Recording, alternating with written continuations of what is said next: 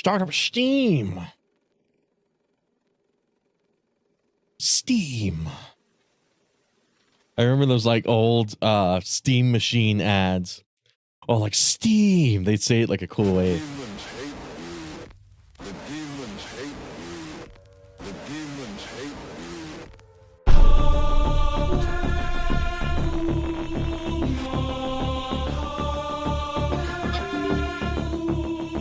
Bro, start Steam. You will develop the mental effects. What are you doing, computer? There is a rapid, First of all, close the fucking Xbox now. loss of contact with reality.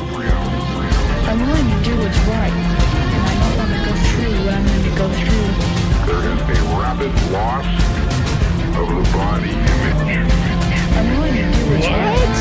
Steam coming The body unexpected senses error. time. I'm willing to do what's right. The body's natural clock just ceases to function. I'm willing to do what's right. Realistically speaking, they are nothing more or less than a period of insanity. Of insanity. Of insanity.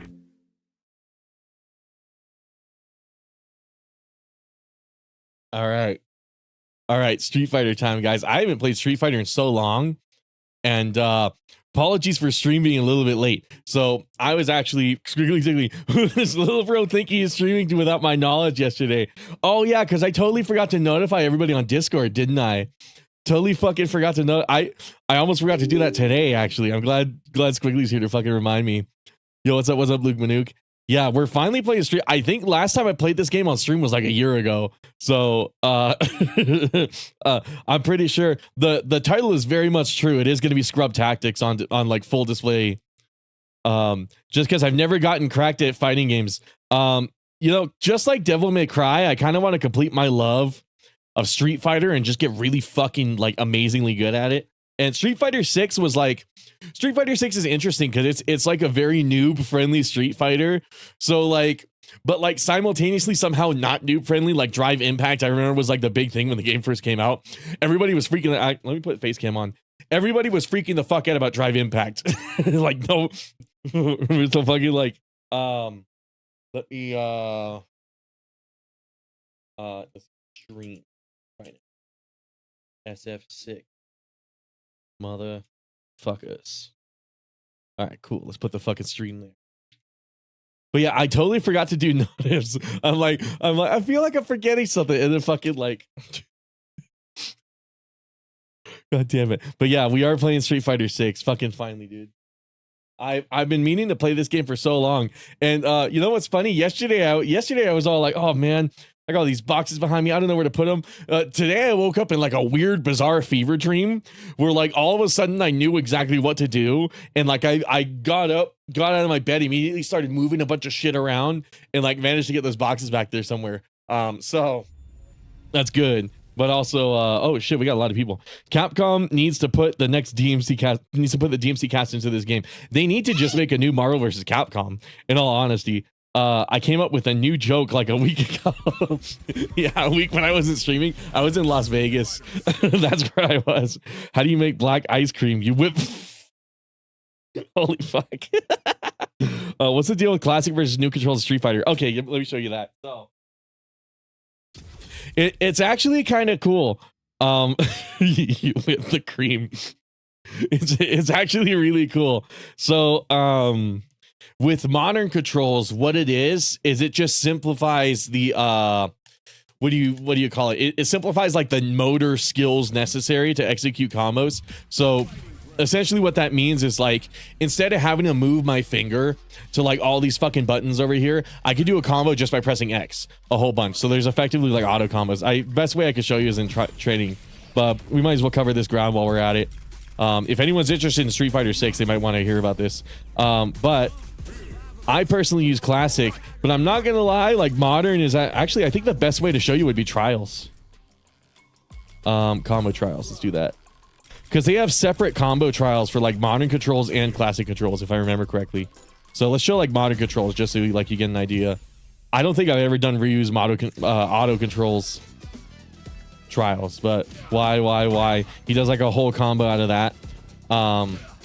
And then the nice thing about that is you can do supers out of it too. If I remember correctly, it's like A while pressing a direction or something, right? Yeah, like that's how you do the specials. And like depending on the direction you're pushing. So it works just like MVC3. Funnily enough, just without like the motion inputs. But that's effectively what that button scheme is. It's like X if you want like a quick jab, you know, if you want to like shake someone off you when they get really close, and then Y is like your combo button, and then B, I remember B eventually combos into supers if you land enough hits on it. I'll try to remember exactly how it worked. Again, it's been a while, but let's see. Let's make Ryu stop blocking. Game speed. Actually, fuck, it's been so long. Where's the bots at? Oh, right. We're not in training. So what's it mean? Right trigger as in hold down. Oh, I see what it means. So right trigger. Yeah, that's the assist button. And then they pre-programmed a bunch of combos in there. So if you hold down right trigger. Oh, what the fuck was that? If you hold down right trigger. Yeah, there we go. I also think I forgot to... Yeah, whoops. You can see right here, OBS has the preview going. My bad. Let me delete that.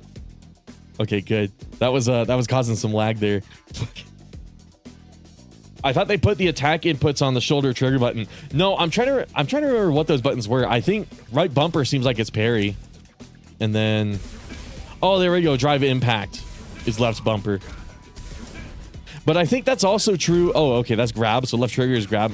I think that's also true for classic controls, though. I remember like there were shortcuts to do like drive impact and parry. Parry, I think they had to add after the launch of the game. Let me change character and then go to classic Ryu.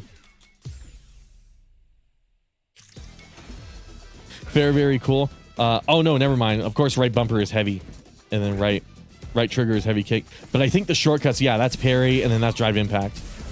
So left trigger is drive, DI, fucking DI. Left bumper is parry, the drive parry.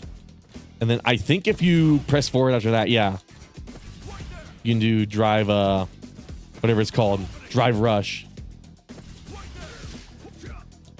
But what always worked really stupidly well online for whatever reason is you would do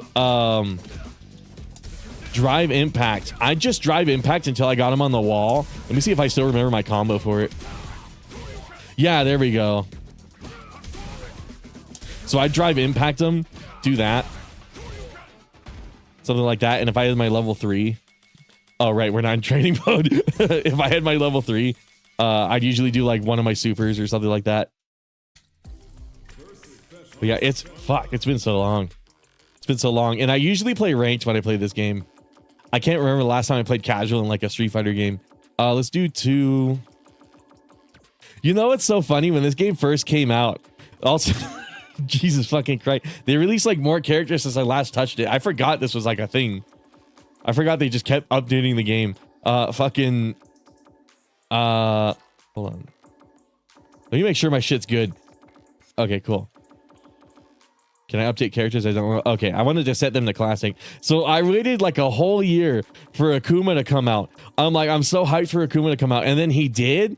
And I just kept playing Ryu. Because that whole year I was waiting for Akuma. I was playing Ryu and I was actually really enjoying him. To the point where I was like, fuck it. We might as well just keep maining Ryu. So that's kind of what I stuck with. And then if you guys have the game and want to do like a lobby, we can totally do that too. But I'm probably just going to play ranked tonight. What's this XP thing? You know, what is the XP thing? Oh, I think it's karma or whatever it is. It's kind of like Reddit karma or some shit. Oh, wait. I'd like to do the head bob. I probably gave that guy a bad impression. He's probably like, why the fuck did you scowl at me? Okay. He's on his parry.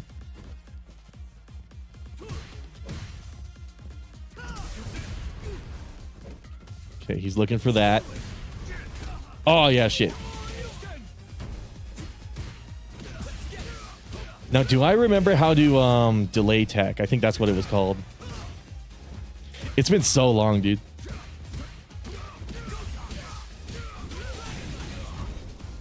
Hold up. Okay, so he's out of meter.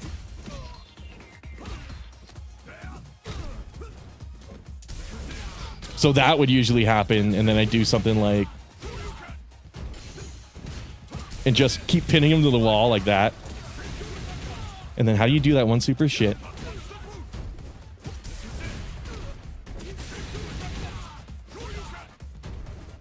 And then just keep like throwing them, keep mixing them up in the corner.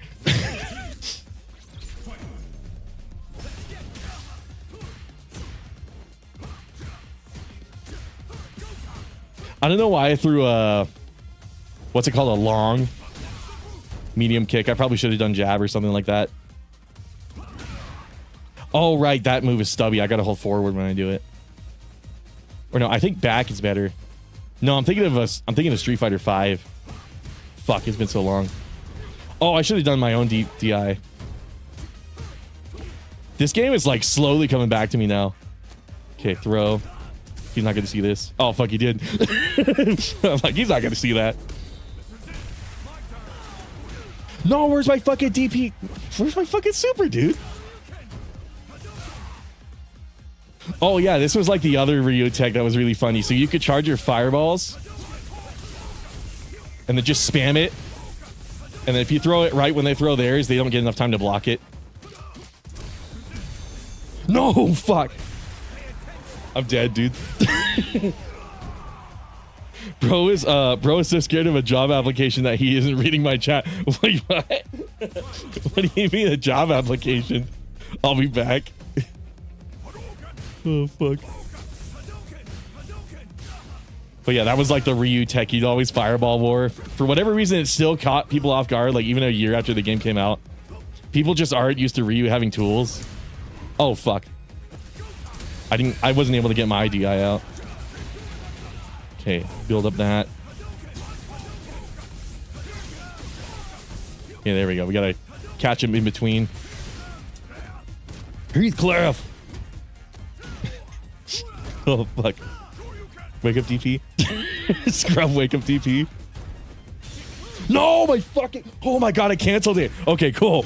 No, I was trying to grab him. He either read that grab or got a lucky guess, but that second grab he definitely saw coming. Oh, I was hoping he would retaliate after the solar plexus. No, fuck. Why wasn't I crouching? I should have seen that shit coming. Yes!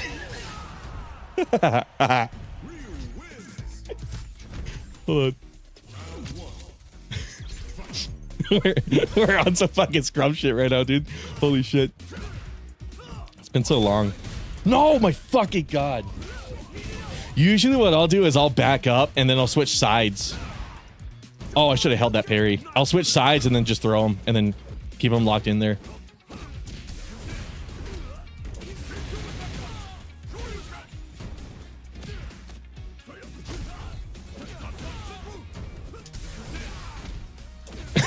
But if you just mix them up in the corner like that, you're guaranteed to win. People just don't see. People just don't know what you're doing. And part of the secret is I don't know what I'm doing. I just randomly decide what I want to do in the corner there. Oh, fuck. That donkey kick was a bad idea. I don't know why the fuck I comboed into that. Got to get a hit confirmed first. There we go. Then it makes sense.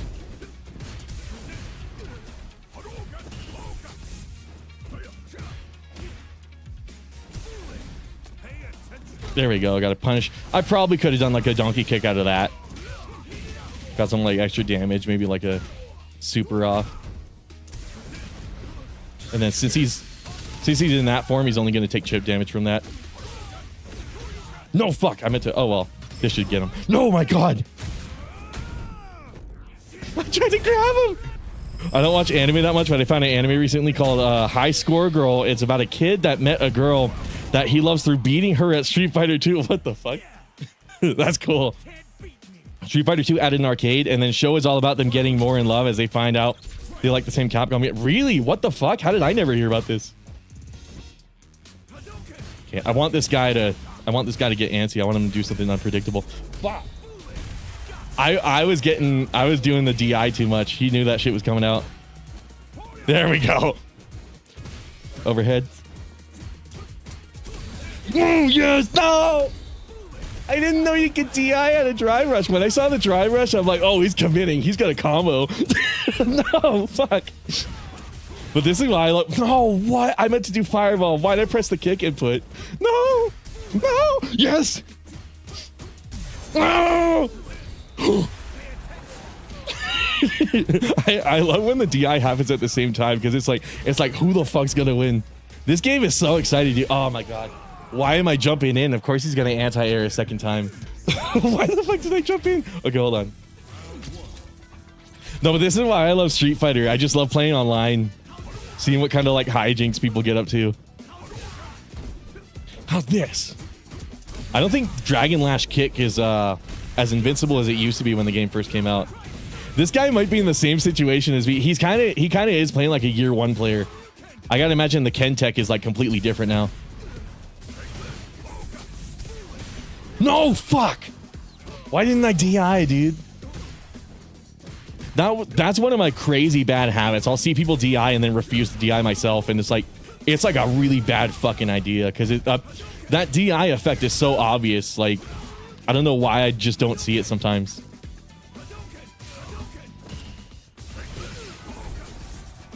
Okay, make him throw fireballs. Come on. Again, since he's in that form. No, fuck. I was hoping he was close enough. No, shit. I'm dead. Either that combo would have killed me or he would have chipped me out since I was in the bird out form. Turns out it's a manga from early to mid 2000s. Okay, do that again, dude. No! Why did I do sweep after that? I should have done like a quick like toe stab. Should have done a toe. There we go. No, fuck. I think I jumped too early. I also did not use my super at all. I was trying to do the input for it. It's weird. I keep thinking I forget the input, and then like for whatever reason it turns out I'm correct and it just doesn't come out. It's really weird. I remember that was like a problem with this game. And then since we're both in bird out, I can just do this until he gets his like armor back. Okay, just mix him up. Just make no fuck.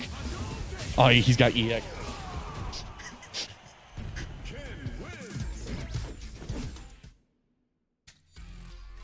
Oh, I heard of High Score, but it has a different title here in Australia. It's called Love on the...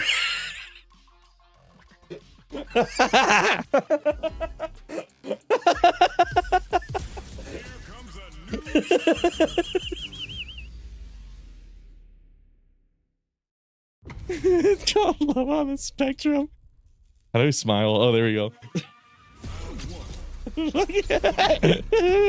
Fuck hell. Oh, fuck. Why did I go for that? He wasn't close enough. Oh, no. Now that I let him get away with that, he's going to try doing that shit the whole time. Oh, fuck. I should have waited for him to throw another fireball. Instead of, like, assuming, I should have waited for it to actually happen. I meant to do DP, dude. Not DP. I meant to do fireball. Okay, come on, come on, come on. The problem is he does the aerial fireball so early, so he's never close enough for me to anti-air. Unless Ryu has like a new anti-air tool I never noticed. Okay, he's not really checking his lows. Oh fuck! I was hoping I could get a sweep in. Ooh fuck! I gotta stop jumping in too. Like I said, I'm on some fucking scrub shit whenever I play Street Fighter. No, fuck. I wasn't close enough. Oh, okay. Probably. Oh, never mind. I should have seen the wake up DP. I was expecting that low to hit, and then I do like the EX Tatsu to take the rest of his health.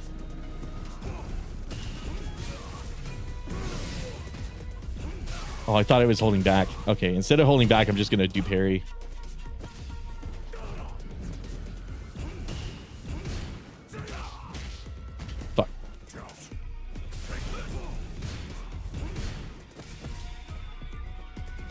He's got some pretty good pressure. I'm not gonna lie.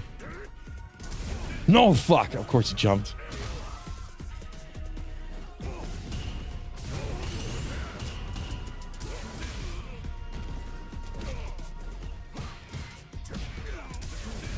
Come on, get at that wall. Get at that wall. No, fuck. I forget Akuma has that. Ryu, evil Ryu, and now homeless Ryu. I know, right? I think I've discovered I'm a pretty good cashier. Did you get like a job or something? Oh, fuck.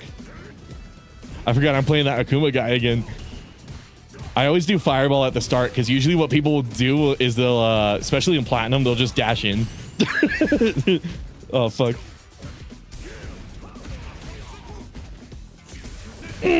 Okay, there we go. Let's do the wall strat.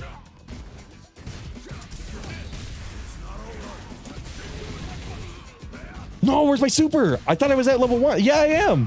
What? Where's my super?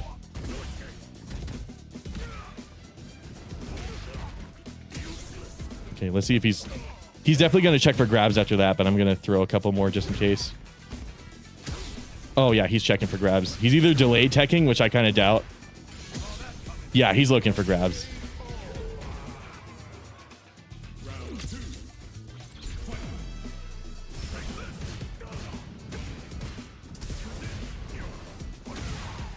Okay, yeah. Once I figure out how to get past his pressure and like pressure him, he's pretty much defenseless.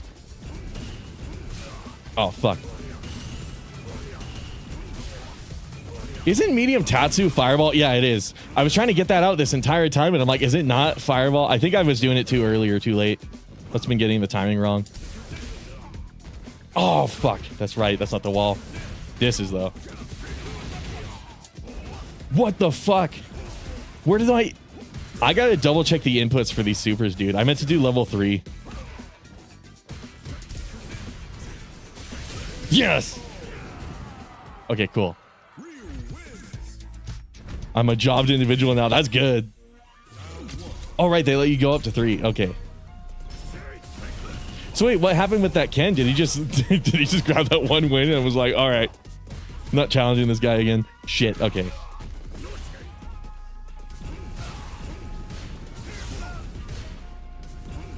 Hey, clap. Okay, not gonna let him bully me with fireballs. You won't bully me. That's the one time wake up DP has actually kind of worked for me. Great clap.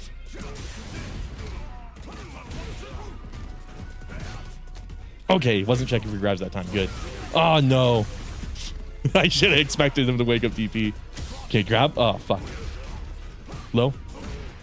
Grab. No! Fuck. That grab would have killed him too. He made the right choice. He saw I was going to do something and was like, I'll cancel it with a jab. Oh my god, if only I had a combo ready.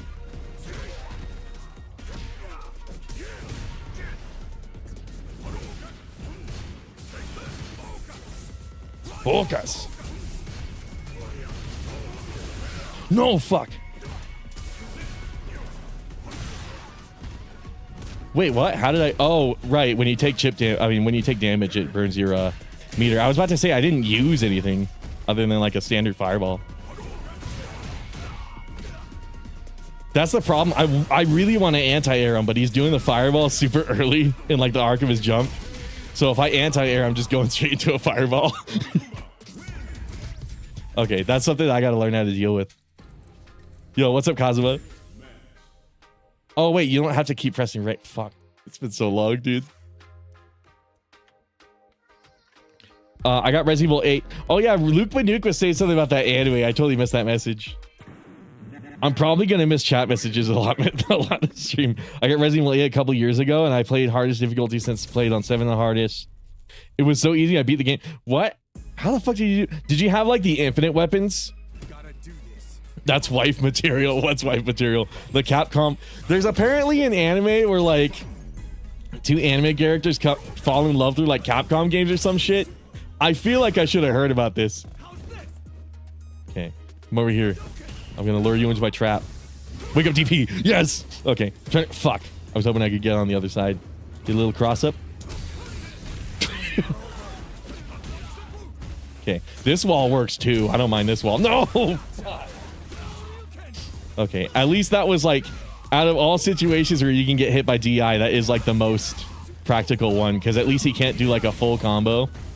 He'd have to use like a special combo for that. Wake up DP. Okay.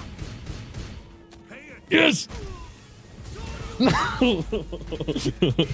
I keep forgetting I'm a scrub, so I'm gonna keep getting matched with scrubs till the end of time. Fuck. I have to expect wake up DP. I have to expect that shit to happen. Hell nah. It's High Score Girl on it's on Netflix? Okay. Raw, next question. Fuck. He got his out first. Like I was saying earlier, usually the strat in Platinum is people are just gonna rush you. They don't usually take the defensive, so I just throw a fireball, catch him off guard. This guy's actually smart enough to not do that. Fuck, I was hoping a combo, but he managed to snuff a jab in there.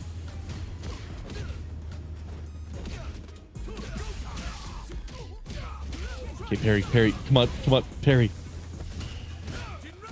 Yes! Oh my fucking god, how do I not see the fucking... No!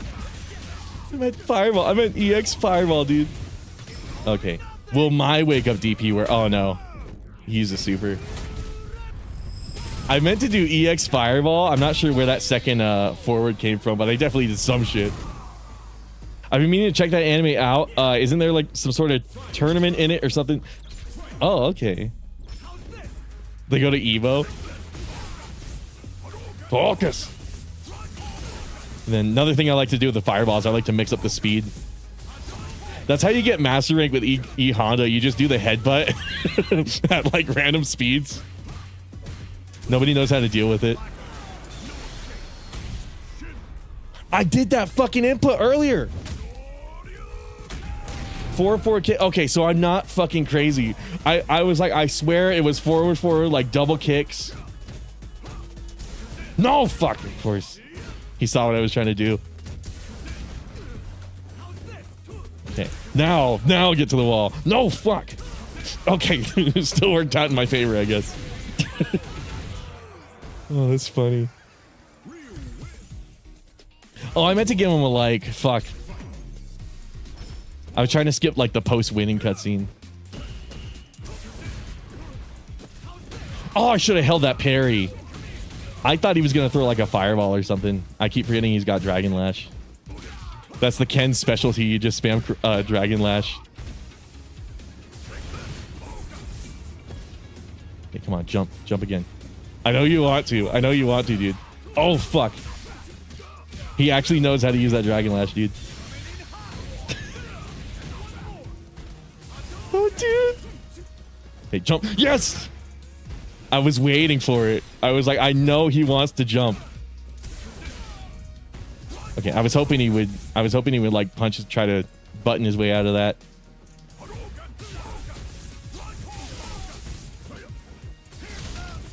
Okay, we'll either chip him out or...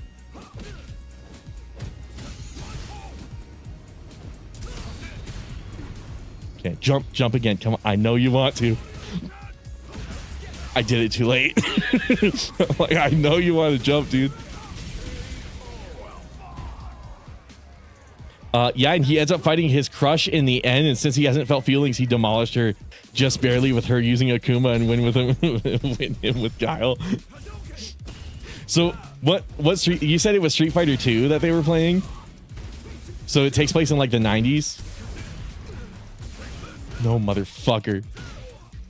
I've been getting too predictable with the DI. I get too anxious with it. I've been relying on that shit too much. I'm also jumping way too much, that's for sure. Yeah, come on, send him a warning message. Why the... See, this is what I was talking about earlier. For whatever reason, when people DI, my reaction time is super shit. So, like, it'll be this big, obvious animation, and by the time it registers... Okay. Well, wake up DP works, so I guess we'll do that. There we go. Okay. Okay, jump again, dude. Jump again, dude. I know you want to. Okay, come on. You can do better than that. I know you want to jump again. I know you want to jump.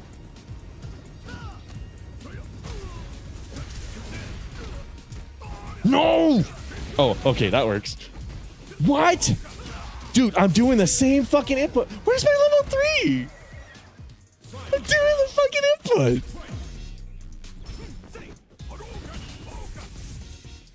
Hey, come on, dude. Try and stop me. Oh, no! Wake up, TP! I keep forgetting people do that. Oh, this is like born in the wrong generation. I was put in the wrong Street Fighter ranking, dude. I keep forgetting about fucking wake up DP somehow. I probably still belong in bronze. Holy shit. No, good God. That's my fault, dude. I need to expect wake up DP. I keep forgetting people fucking do that somehow. And the worst part is I'm allowing it to win. I'm allowing it to work because I forget people do that shit. That's fucking cool. Okay, hold up. Showdown of the Shadows. I know, right? Oh, fuck. I still can't get over the fact that I literally waited for Akuma, and then when he came out, I got too acclimated to Ryu. I'm like, you know what? I really like Ryu in this game, and I just kept using him. So I bought Season Pass 1 for no reason, basically, because I didn't use any of those characters. Unlike Street Fighter 5, like Street Fighter 6 came with a really, really fucking good base roster, which I'm so happy about.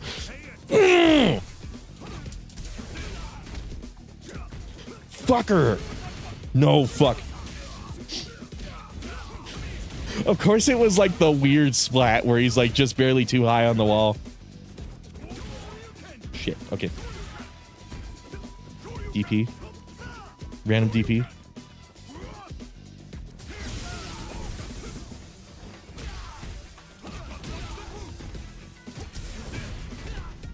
There we go. It was Street Fighter 2, and the show goes from late 1989 to when the PlayStation... Oh, wow, really? Gives a lot of history of the Street Fighter games and shows how you do Zangief spinning pile driver, and it shows how you do a lot of combos with God. That's actually really cool as a concept for fighting games, because I was talking to some of my coworkers about this. It's like, if I go to a party and I ask people, like, do you want to play Street Fighter? The answer is always no.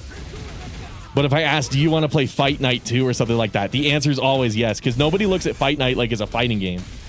They think it's like a boxing game with like funny like gimmicks and stuff. But what they don't realize, that game is secretly a fighting game.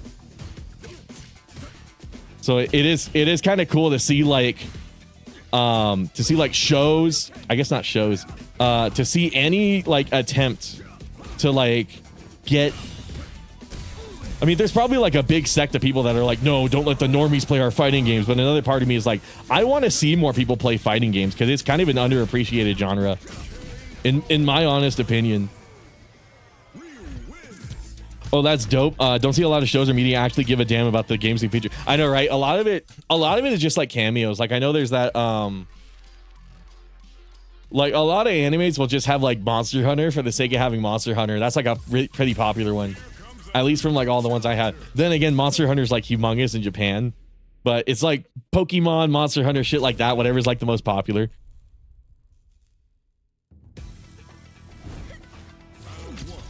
She's got headmates, dude. This Lily has fucking headmates. Okay. She's using my strategy. She's trying to get me to the wall in DI. No, fuck. Okay, come on. Okay, 2 can charge at that game, dude. No! She saw what I was doing. She went for EX after that shit. Okay, thank goodness that worked. And now she's in burnout, so I can chip her out.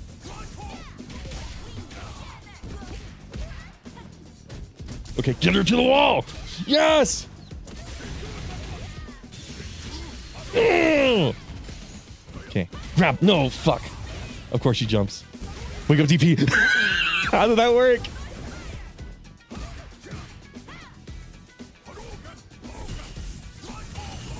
Okay, she's expecting me to fireball. Then I go for low. No, shit. That was the funniest wake up DP of all time. Because it dodged that move, but I still died. It dodged that first hit, but she just jabbed again. No, fuck. See what I mean? I should have countered with my own DI. Every time I see DI, I need to do my own.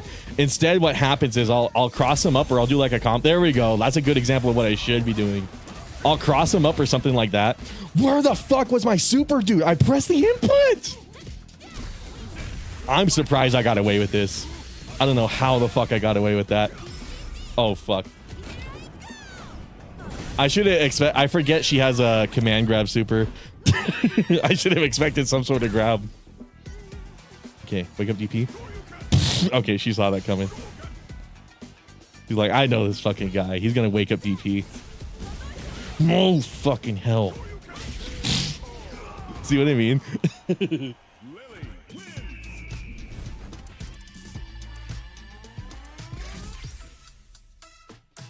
Fuck, dude, I miss this game.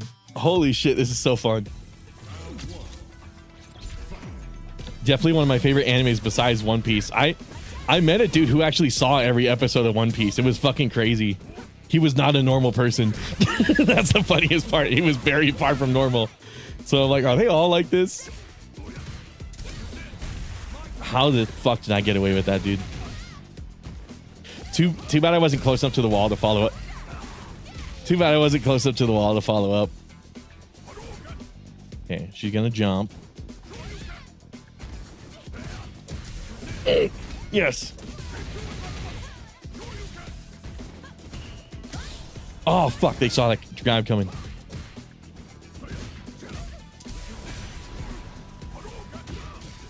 Okay, so they seem to be very, very fond of jumping, so I got to keep an eye out for that.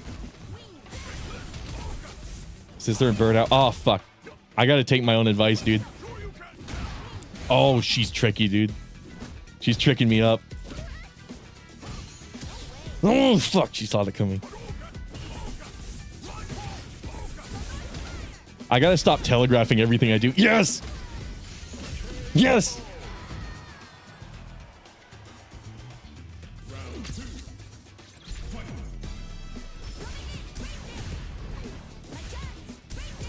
There we go. I was like, it's gonna come out at some point. How the fuck am I not getting that input, dude? It's two forwards and then 2 kicks, right? I gotta be doing something wrong for the level 3. I'm pretty sure it's 2 forwards, 2 kicks.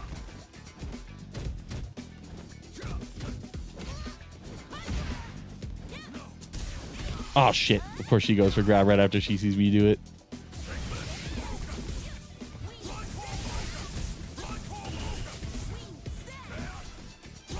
I don't want her to charge. Oh my god. Why did I not counter that? She's giving me opportunities to hit her and I'm not taking them. My mind is like too overwhelmed. I'm like, I'm playing Street Fighter 6 for the first time in so long. No, fuck. I don't watch OP myself, but I respect the people who watched every episode and say, I know, right? You have to think at like episode like 300, you'd be bored with it. It's like, I've seen too much One Piece, dude. Episode like 300, let alone like 1,000. Bring game. Oh, where was my DI? I saw it coming that time and I pressed it. I must have pressed it way too late.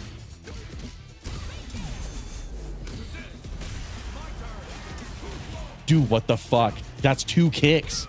That's 2 kicks. That's 2 forwards. How am I not getting the level 3? Oh, fuck. I'm going to go in training mode for a second to double check that that's the input, but I'm pretty sure it is. I can't see it being anything else. No, fuck. I jumped into it like a dumbass. Third, I get bored halfway through a 12 episode, 1 season anime. I can never watch 1,000. I know, right? One Piece is really good. You just need patience. You just need patience, man. I'm on my 3rd rewatch and I'm at episode 260 in 2 months. It might sound crazy, but after you watch it through once, it gets easier to watch every episode and it just gets better as you go. That's how I feel about Breaking Bad and like Better Call Saul. Like, yeah, I could watch those whole series again, like over and over again. I think I've seen Better Call Saul like 3 times and Breaking Bad like 4 times. I guess it depends. I was about to say, but like part of the reason I watch those shows is because every single time I rewatch it, I see like new camera techniques and stuff like that. I'm like, whoa, how the fuck did they do that? Like shit like that. But like, you could argue the same thing with One Piece. Actually, you could argue the same thing with like any anime. So maybe that's it. Third, it's not hard. No, I can never watch an anime. Random thing that's funny to me, Kazuma says, 24 minutes is actually short as hell when you're used to watching shows with 50+ minute episodes. I know, right? Isn't that like the new standard in like this like Netflix era? Most shows are like 50 minutes an episode now. I remember showing like my friends Breaking Bad and they're like, bro, every episode is a movie. How the fuck do you watch a 50-minute TV show? And then like now I see all these newer shows come out where they do the exact same thing. And it's like super arts, right? Shinku Hut. Okay, so that's a Hadouken. 2 forwards and 2 punches, right? That's 2 backward, 2 punches.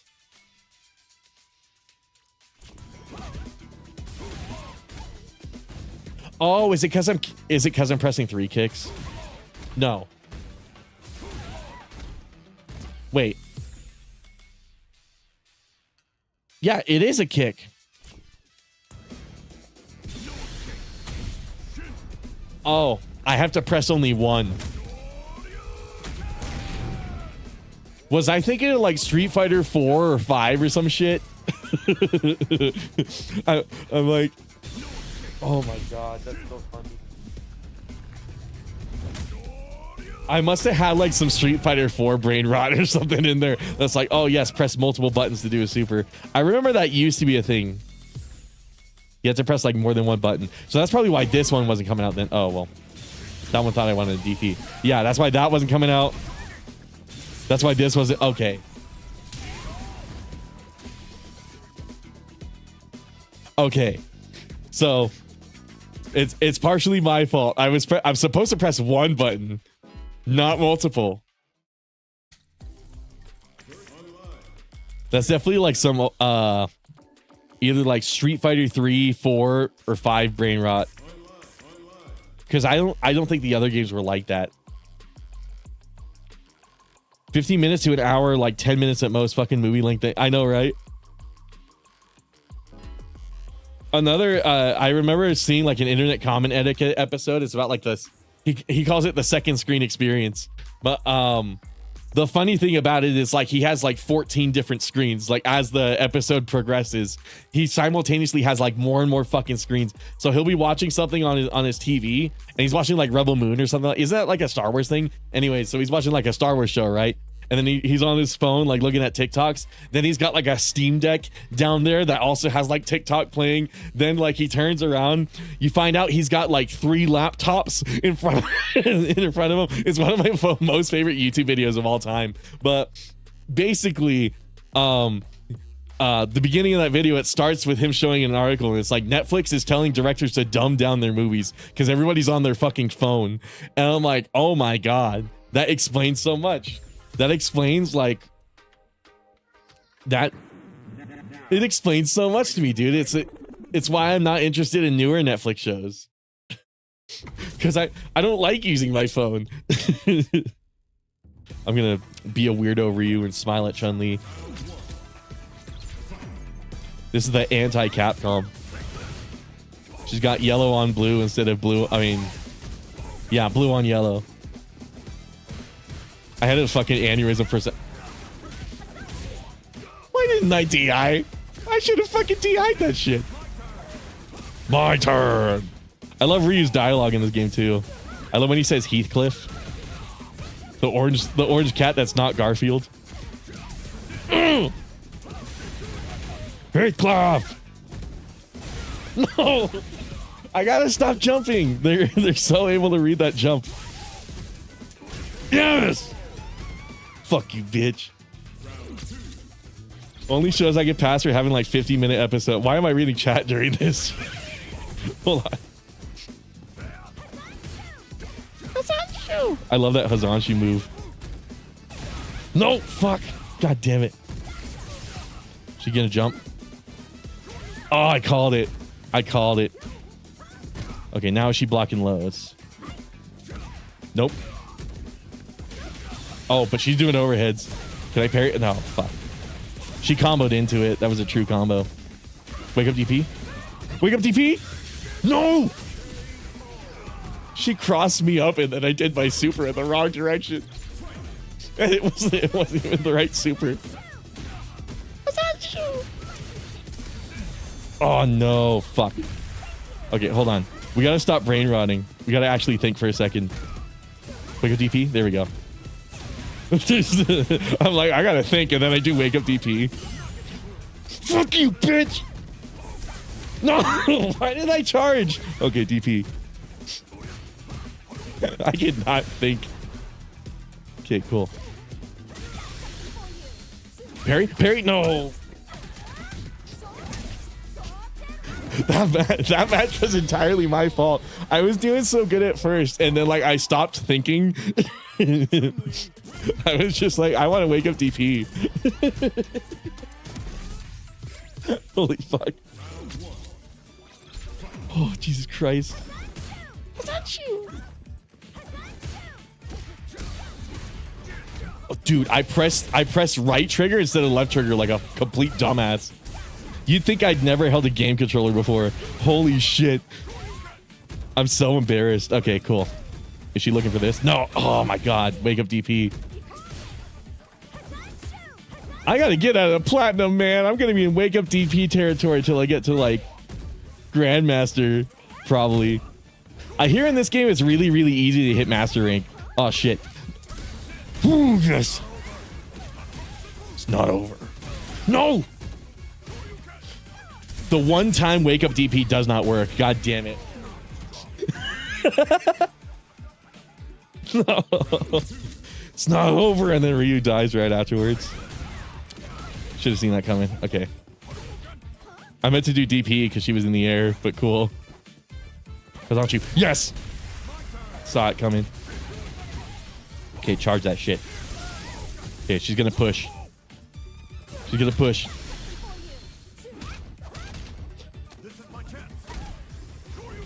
Oh my God, I meant to do the fireball. That would have caught her because she jumped.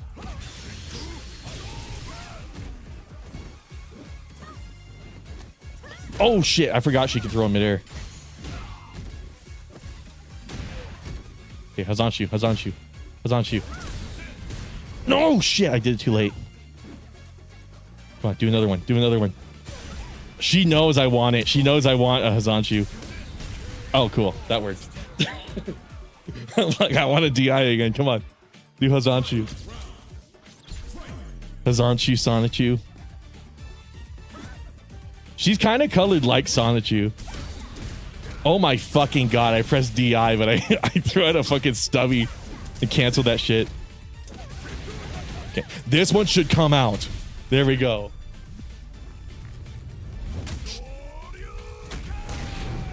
Oh, the title is so accurate, dude. We're on some fucking scrub shit right now. Oh my God. Oh! Fuck you, bitch. Do it again. Do it again. Do it again. Do it again. I know you want to. No, fuck. Wake up, TP. Okay, I was worried it was not going to come out. Kill her. Yes. Oh, we got our win streak down, too. They had a 3 win streak. I don't watch many shoes, but I do it right. Some do it right. I gotta like stop immediately rematching people. I don't know. Part of me is like, that's the fighting game culture I grew up with. Whenever you meet someone online, you rematch them as many times as you can. But another part of me is like, I should stop doing that so I can actually read stream chat. Oh fuck. I thought I grabbed. Shouldn't that have teched it? Maybe I grabbed like just barely too late. Some do it right and are able to keep me invested the whole way through. Yeah, and that's kind of like one of the cool things about Breaking Bad and Better Call Saul. Those shows in specific. Why the fuck am I reading chat right now? Okay. Okay, here's the thing. We're effectively gaslighting her by choosing not to block lows. They're gonna get the impression that I don't block lows, and then I'm gonna start blocking lows. It's pro strats. Okay, hold on. Oh fuck. I didn't know she had a side switch move. Oh my dude. That was so perfectly timed. Holy shit. What the fuck? I did it with one button. I must have done those forwards awkwardly or something like that. My top 3 is all comedy anime.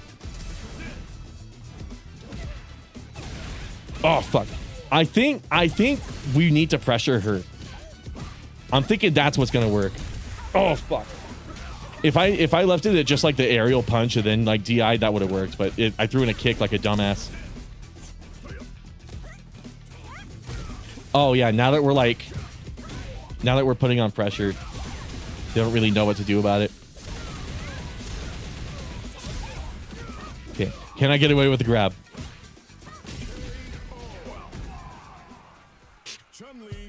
That's my fault. Wait, what was that second option? Did they add a new option when you finish a match? Chun-Li is just beating up a homeless man. I know, right? This low-key makes me miss playing fighting game. I know, right? Fighting game, even if you suck ass at them, fighting games are so fun. It's easily my favorite genre. I'm supposed to get a supposed to get a Steam Deck on your 20th birthday? Oh, hell yeah. I fucking love my Steam Deck, dude. Somebody said something about Sonichu. Sonichu. That Chun-Li was legitimately kind of like Sonichu. It was a really funny coincidence. And then she kept saying Hazanshu. That's either a really like sad and depressing coincidence, or it's intentional. That person intended to be Sonichu. Oh fuck. That person's doing Hazanshu spam as like a meme. Hold on, let me think. Let me lock in. Wake up DP. DP. Top 3s are all comedy anime. Like that she has a husband in the other realm and somehow is that One Piece lore? They have husbands like in the other realm? This is some Death Stranding shit. My baby is in the land of the dead. Like, what the fuck? Come on. Oh my god. No, fuck. I think she knows what I'm trying to do. Oh, I'm glad I had the username censored. This is a clean install of this game, by the way, so I wasn't sure if that, and I was looking for that setting in the options and I couldn't find it.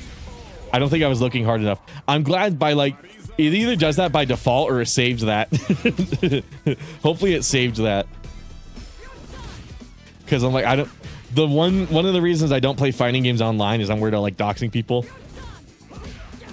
So like whenever they offer that feature, like censored usernames and shit like that, I'm really happy about that. Because I don't like my username getting doxed. What if I play like complete shit? I mean, that's my fault if I play like shit, but still. No, fuck. Why did I kick? Of course it's... I forget she has a counter super. It's been so long. A lot of the shit I'm coming across online right now, I should have seen coming. Okay, there we go. Okay, unfortunately they saw that low coming. I was hoping they would think I would grab again. Fuck. Husband in the other realm, which is somehow beyond the comprehension of us all. Are you guys talking about One Piece? Are you still talking about One Piece? Because that legitimately does sound like a Death Stranding plot point. Oh, fuck. Shit. I'm like, did I lose track of what chat's talking about doing this shit? Yeah, I gotta, between matches, I gotta take like little breaks to actually like read chat.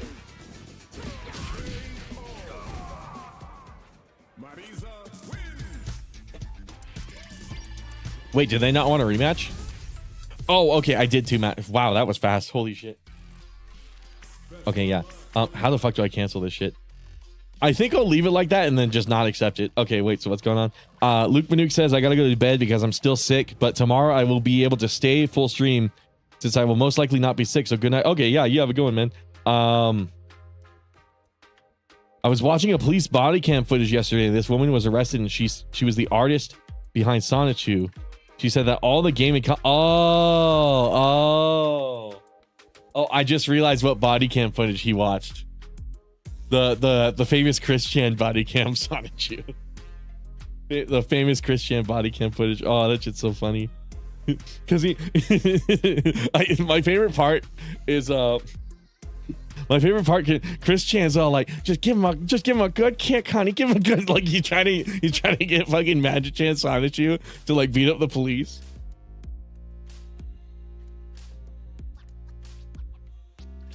Oh my god. Let me alt tab and like read what's been going on with chat.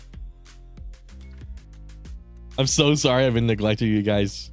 This game is so fast paced. Okay, hold on. So, top threes are all comedy. 9th grade, the 13th next month. My birthday is the 20th. Oh fuck, you're younger than I thought you were. Holy shit. Supposed to get a Steam Deck, so I'm going to flex so hard with it at school. That's pretty tight. I love my Steam Deck, dude. I don't watch many shows, but if they do it right. Oh yeah, I read that one. Pass for having 50-minute episodes of Squid Game and Breaking Bad since they are both constantly good. Some people sit through watching all 35 seasons of the same. People actually fucking do that. The problem is, like, I know people do that with Family Guy too, and that shit like really boggles my mind. Because imagine watching past like season 4 of Family Guy. Like, why would you do that? It is not good. Like, how do you keep watching past the quality drop off? That was one of my favorite things about like Dogs Eating Dog 6 and like the Super Origami Kingdom guys. I haven't mentioned them in a long time, but that was like my favorite thing about them. That whole Family Guy rant. It's like, so if you don't like Family Guy, why did you keep watching it? Like, if you don't like what Family Guy turned into at a certain point, why did you keep watching it then? So it's like, what the fuck? Might sound crazy after you watch through it once. Yep. How do you? I'm still like amazed how somebody watches One Piece like 3 times. I don't know how you guys do it.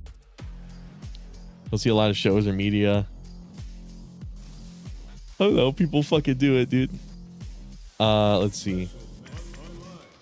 I gotta buy the year 2 season pass. Should I play like a different character or something? Part of me is like, I want to stick with Ryu because it's been so long. But another part of me is like, it might be fun to do a different character too. What other characters have I played? I know I have ranks for like a few guys. Like Luke is one of them. Luke was stupid easy to get to gold, but also like gold's not really an accomplishment. Never done Chun-Li. Oh, right. I remember this stream. So there was a stream where I played Ken on modern controls. And I got all the way to Platinum 1. And given I'm at Platinum 2, that stream was actually kind of interesting. It's like, okay, well, can modern controls carry you to...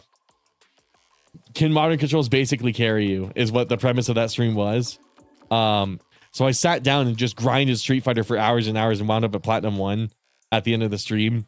And the verdict I remember coming to was no, you can't, because you basically got to learn modern controls. That's kind of the cool thing about it. It removes that execution barrier, but at the same time, it doesn't make it like piss easy. Like, it doesn't make it impossibly easy to like play the game. You still have to learn how to play the game at the end of the day. So it's kind of one of the cool things about modern controls. I like looking back at it. I really like how they executed that.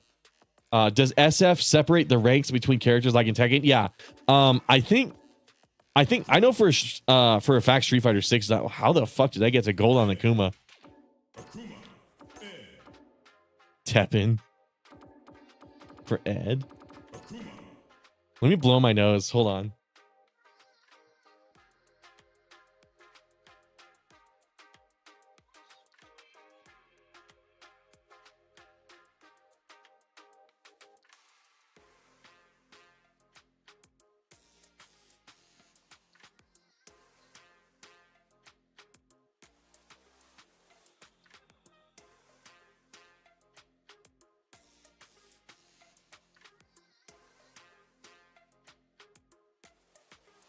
Yeah, because if I play a different character, it's not like I'm gonna lose my rank. So actually, hold on. Let's do a different one. Did I ever play Yuri online? Oh, I played 5 matches. Uh-oh. I kind of feel like I have to play Yuri. I have to experience the Yuri main syndrome, dude. Okay, hold on. Which colors do I want? I like color 8 and I like color 7. I also like default. Fuck it. Let's do the meme. Let's do the meme. And then I don't remember if I ever like customized any of her stuff. Collab. Oh, right. They added a whole bunch of this shit. Oh, guys, we need to do the K-pop Yuri main. Hold on. Hold on. Red Bull gives you wings. Does anyone here, you freak, Kojima's main? Okay, is it like a recent like thing that Kojima's into feet? Because when I was playing Death Stranding, chat kept telling me he was into feet, and I'm like, no, Kojima doesn't have a foot fetish. He's got a pissing fetish. He's got a gold shower fetish. And then like people kept telling me in the chat, they're like, no, dude, he's into feet. And I'm like, no, he's fucking not. And like now that I see like Cosmo doing it, I'm like, is he? Is he? Maybe I just don't know something. Was there like some recent thing he did online that like assured him as the fucking like feet guy? Maybe he really wants to be Quentin Tarantino. Who knows? He is a movie guy. I can see him wanting to be Tarantino. Kojima's me.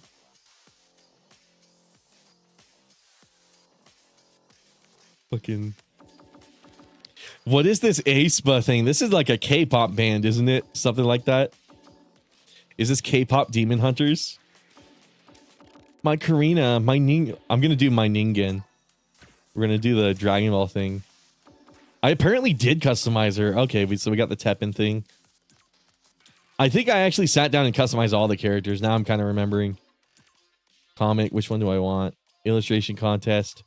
Oh, I remember there was a. I don't remember if it's a Street Fighter 5 or Street Fighter 6. Probably actually Street Fighter 5. So I remember in Street Fighter 5.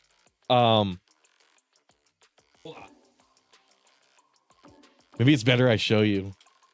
But Street Fighter 5 held a costume design contest.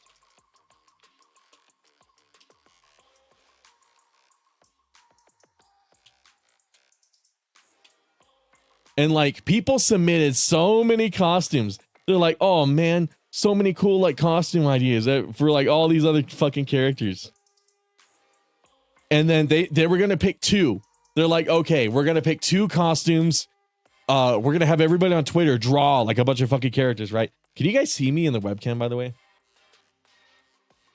Did my webcam die? Uh-oh. I just noticed the blue light on it wasn't on. I think my webcam might have been dead this whole fucking time. What was I doing? I'm looking down with like my hold on. I'm all looking down with like my fucking hands in front of me. What the fuck was I doing? Hold on. Maybe if we restart. Uh-oh. Quick camera hub.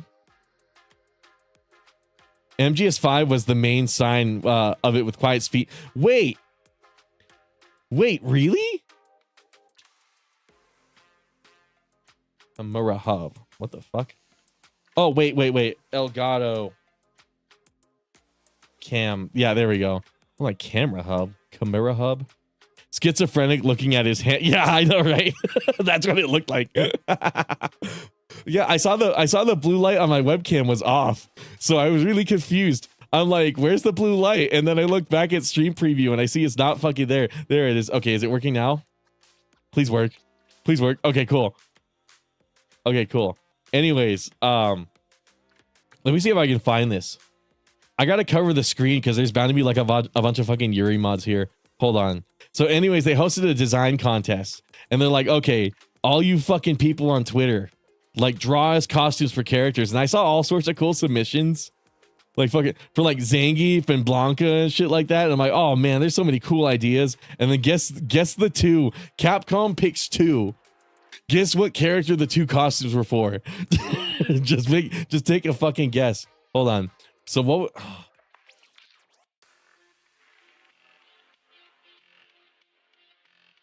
Oh, there we go. Okay. So guess what the two fucking costumes were? It was this one where she's dressed up kind of like M. Bison. This was kind of cool. And then she gets a second one. And this would piss me the fuck off. It's like you couldn't pick a different character. She already got one. She already fucking got one. You're gonna give her two? And that's when I was like, fuck. I was like, fuck, never again, dude. MGS5 was the main sign of it with Quiet's feet. Dude, I do not remember any of the cutscenes in MGS5. I remember like some weeks ago, I was like, let's rewatch all the MGS5 cutscenes. Whoa, this is fucking cool.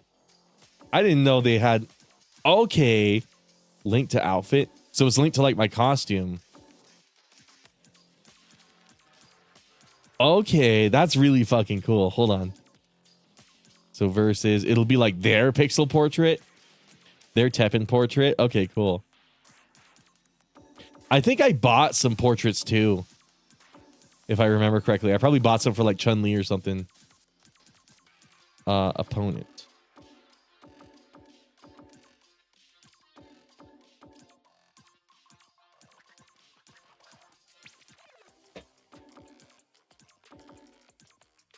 You know what? We kind of have to do this one.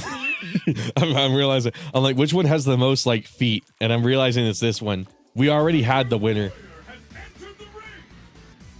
Oh, that's fucking cool. Imagine insulting a magician and he transports the shit from his stomach into your mouth and says, "You talking shit?"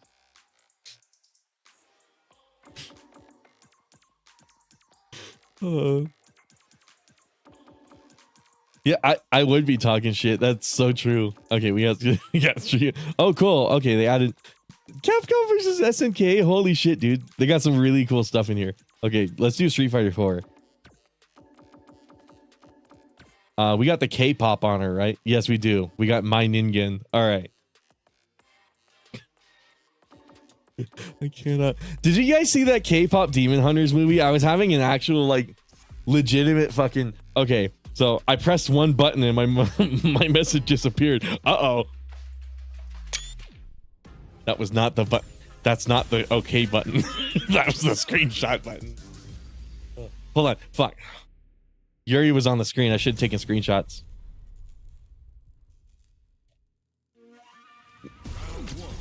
Pressed one button, my message disappeared. I don't remember how to play Yuri. Does she still charge? Yeah, she does. Okay. It's like a mix of like Street Fighter 5 Yuri and Street Fighter 4 Yuri, if I remember correctly. How do I do the dive kick everybody spams? There we go. Yeah!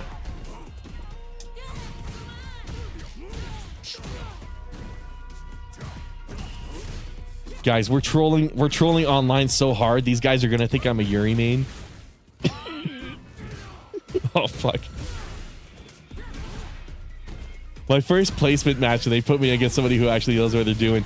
That must have meant for my previous 5 placement matches with Yuri. Oh yeah, see that 4 win streak. My previous placement matches with Yuri. I was kicking ass, and I'm gonna ruin it with this one. What? I thought I parried. DI, dude, DI. Oh, fuck. Too late for DI.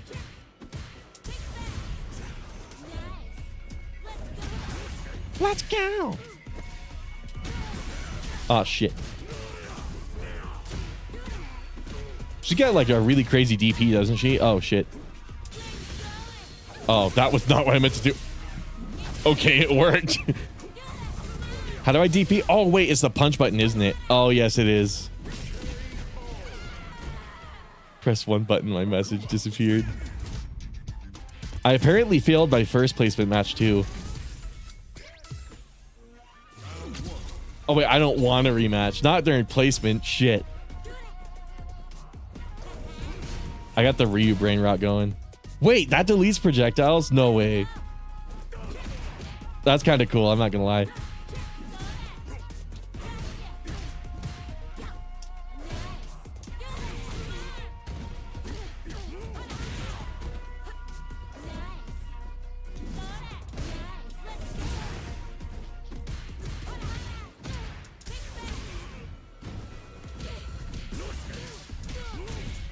Fuck.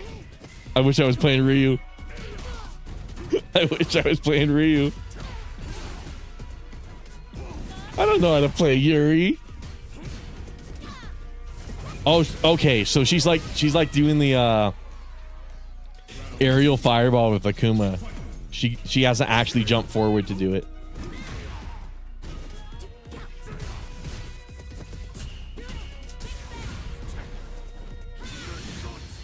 Fuck.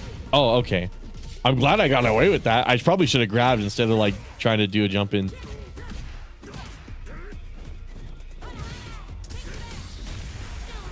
How do I do a super with it? Oh, fuck. Was it two backwards ones? Was that what it was? Nice. Oh, fuck.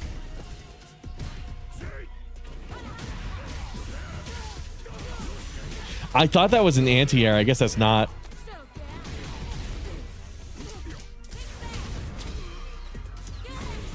Oh, fuck. Oh, my God. I figured out the input when it wasn't going to connect. There should be a special move where she steps on the opponent's head, but it heals like one character. That's how they reveal that character as a foot fetish. I'm surprised that doesn't already exist. There's definitely like there has to be a canonical character that's like into feet. There has to be. There's no way there's not.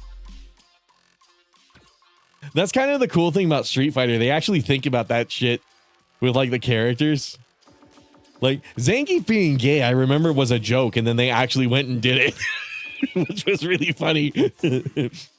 Because Maurice was all like, will you marry me? And then he turns around. He's like, oh, fucking runs away.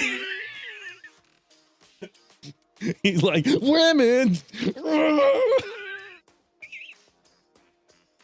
Fucking button short, according to Stephanie Jostin, during her stream like 10 years ago, they needed to scan her feet for. Oh, yes, I do remember that. You need to scan her feet for Quiet's model. And while she was looking at it, she was mentioning how strange the process was. Yeah, because like Kojima was like obsessive over it, wasn't he? I actually did hear about this. Kojima was like all over that shit.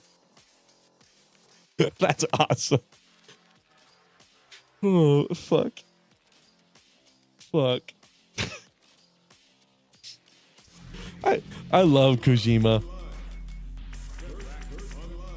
Something about like Japanese developers and having like weird fetishes, and then some of them just avoiding that shit like straight up. Like one of my other favorite Japanese devs is Hideki Kamiya. And the thing I love about him is just how fucking like just how fucking macho he is, and like he has to make sure everyone knows that he's a macho guy. But like Kamiya would never.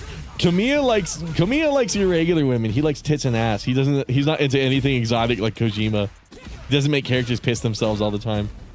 Oh fuck. Think fast. Oh, that one's probably. It probably wasn't an anti-air because I did the light one. Oh fuck. Some rando's gonna join the stream and be all like, "Your Yuri sucks," and I'll be like, "I agree, dude." I don't play her. Oh shit. Okay, I was doing DI too much. Part of me wants to go back to Ryu, but part of me is also like, it's probably more fun to watch me play a character I don't know how to play. Oh shit.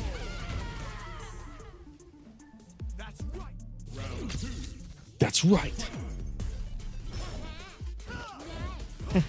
Nice. Should I make a club in Street Fighter 6? I guess I shouldn't I? Because I joined this random like Street Fighter 6 club. Oh, like, well, I don't have a club or anything. I made one in Monster Hunter Wilds, and then like people stopped playing that game, and I'm like, oh, okay.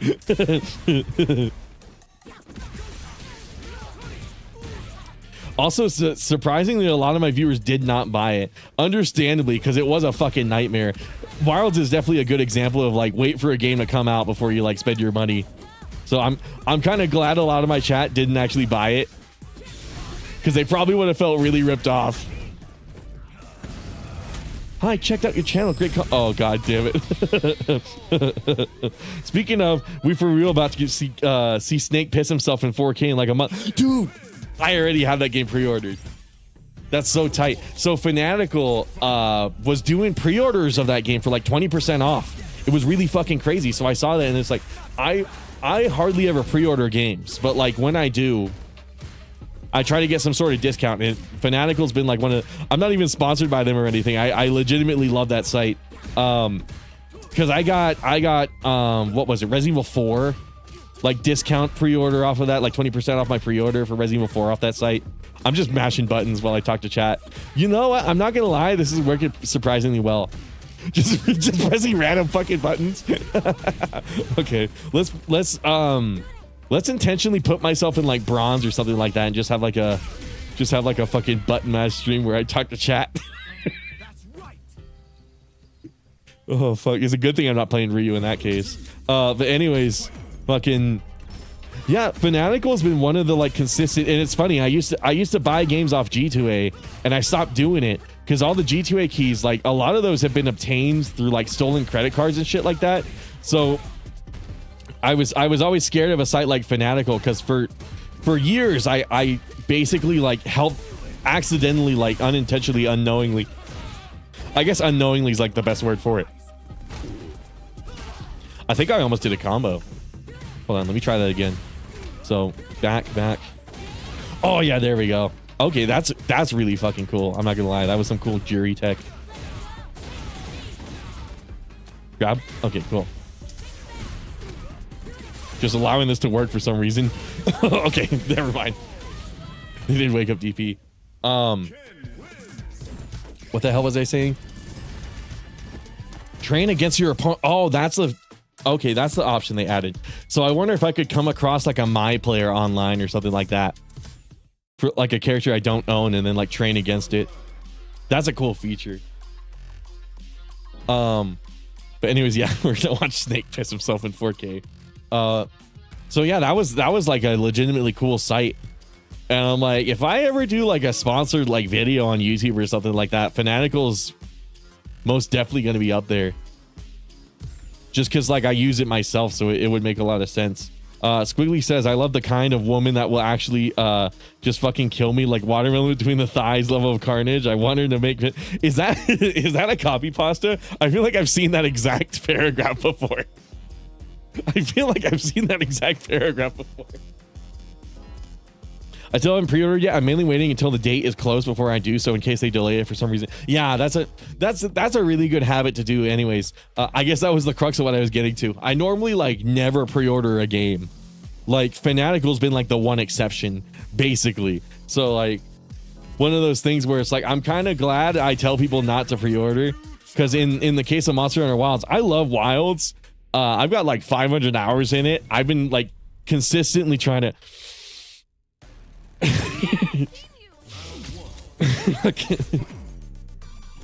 I love that game face feature, dude. What am I in? Oh, I'm fighting a gold. How am I fighting golds? I'm trying to get to bronze, dude. Oh fuck, I forget she can do that. And anyways, just is. Oh fuck. Just is. I'm glad I don't tell people to like pre-order games because I could see like somebody seeing me getting hyped for like Wilds and then that game comes out and feeling they got scammed out of their $70. I mean, granted, I really enjoy that game. I play it a lot and I really thoroughly enjoy it. But on the other hand, it's like I could totally understand why people wouldn't, because that game definitely is a fucking scam. The fact that for months after its release it still runs the way it does is completely unacceptable. You'd think with how much fucking money they made off of that launch, they'd immediately get everybody on, all hands on deck, all like, okay, fix this fucking texture streaming. Still not even fixed. I really don't fucking understand why. It should be fixed by now. I haven't checked out Title Update 2. Like, who knows if they fix it like with the recent update I've yet to play. But my cards are on no. I mean, my money's probably on no, honestly. There's been so many updates to that game and they still haven't fixed that shit. And I'm just confused as to like why it is so hard to fix, because it is just the texture streaming. We know what the problem is. It's kind of ridiculous to me that we have to wait for a whole ass title update for them to update a DirectX DLL. You know what I mean? There's really fucking weird shit going on.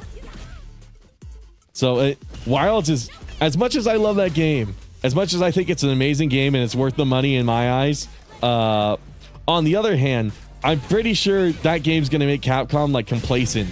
And like just the other day, like Miguel was in here. I hadn't seen that guy in a long time, by the way. Miguel was in here and he's like, I'm worried Resident Evil 9 is gonna be a bad game. And at first during that stream, I was like, oh, you know, I don't really agree with you. Capcom usually does a really good job. And then like after that stream ended, I remember Wilds, and I'm like, actually, maybe they might get lazy with that game. Possibly. I highly doubt it. It's probably, that is a really fucking good bomb setup, dude. Okay. Let me tell you, let me get into a different tangent. So when Street Fighter 6 was coming out, my favorite character and that they announced was Kimberly, and that bomb setup was exactly why. Kimberly is a fucking troll character. Like from the first trailer to like playing her in the beta, I knew for a fact Kimberly was the troll character, and I'm like, I want to fucking troll. I want to fucking play Kimberly, and then I didn't. I played Ryu, but still, if they're actually, you know what? Hold on, let's rematch first of all. After this, let's play Kimberly. Let's learn some Kimberly tech. How did I forget she existed? Because Kimberly, I mean, she, you know what? In fairness, like all of the new characters they introduced in this game, unlike Street Fighter 4 and 5, like all of the new cast has been like consistently amazing. I forgot drive reversals were in this game.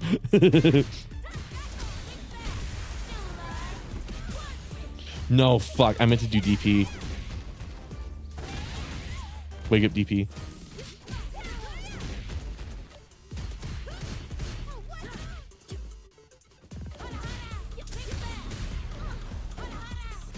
Oh, shit. I should have done like the medium or the heavy one. I would have caught her in the air. There we go. All right. That one only powers her up. It's not an actual attack. But I also get infinite of these, I'm pretty sure.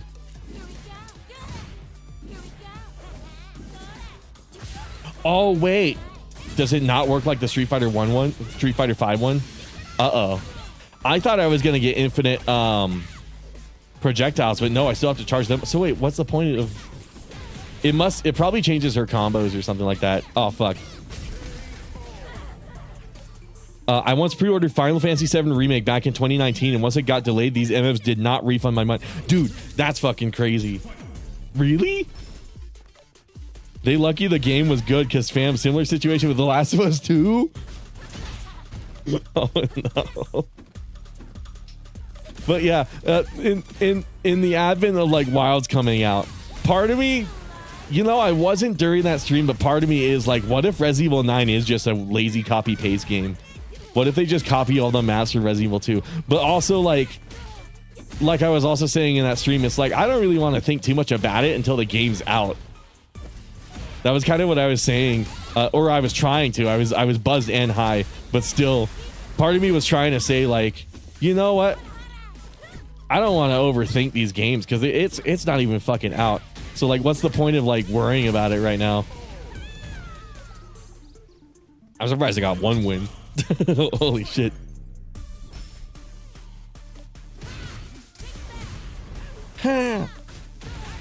That's a pretty decent normal, that like forward heavy kick. Oh shit. Oh my god. Look at this awesome shit. Like, look at this amazing fucking combo you can do with her. Holy shit. Oh, dude. I tried to DI. I also got to get in the habit of jabbing 3 times, because usually when I jab, they do DI, and that's the easiest way to break a DI. You got to jab 3 times. Oh, fuck. Speak of the devil. Okay, well, they can't DI now.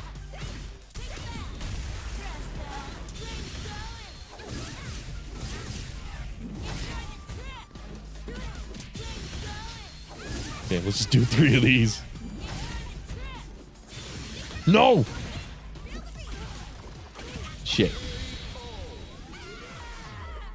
Also, I thought Yuri was censored in this game. They fixed her, or that was some news that was fabricated. Okay, let me explain that. So in Street Fighter 5, she was censored. And the reason people say that is because, hold on. I might have to pull up like a picture of Street Fighter 5 Yuri, but, oh, hold on.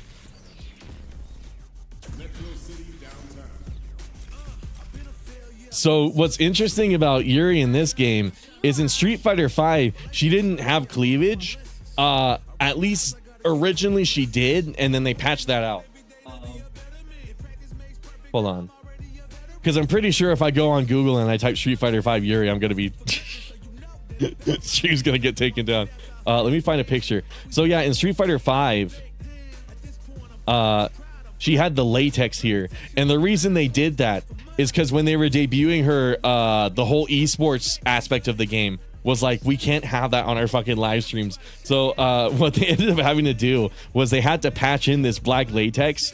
And what's funny is this is ironically like, you could consider this more sexual than just having cleavage there. So like it was weird. It's like you're covering the skin, yeah, but like now it's just making her kinkier. So but originally, oh fuck, I'm too scared to scroll down. Hold on. I know I'm gonna see some shit as soon as I scroll down. I'm too fucking worried, dude. Okay, hold on. Can I find an uncensored one? That's Street Fighter 6. Where's like the Street Fighter 5 model? But that's what they mean by the censorship, basically. I guess this is another good example of it too. She also, these were technically chaps. These like leggings that she has on. So she I can barely talk. She was supposed to have like her thighs exposed like this too. So it was really funny. They turned that black too, by the way, as you can kind of see in this one here. Oh fuck, I thought that one was her topless. I'm like, oh, stream's gonna go down. Okay. Fuck it. Anyways, they changed that to the black latex too. But in Street Fighter 6, I mean, they kept the latex on the thighs, but they also like changed the cleavage back to what it originally was. So that's why people say she was censored. I mean, it's not like a humongous censorship, but it was still one of those things where it's like it was a weird decision because again, they didn't like zip it up. They put latex there for whatever reason. Is that safe, LMFAO? Right, that was a Street Fighter 5. Yeah. Wow, a lot of kick bots today. Holy shit. A lot of kick spam. Hold on. So, online. What time is it? Oh, fuck. Wait. Oh, okay. I was about to say, stream was only going for 30 minutes. It felt a lot longer than that. Okay, so, Kimberly. Hold on. Let's customize her. Let's see, which one do I want? Her costume, too, is kind of cool. Hold on.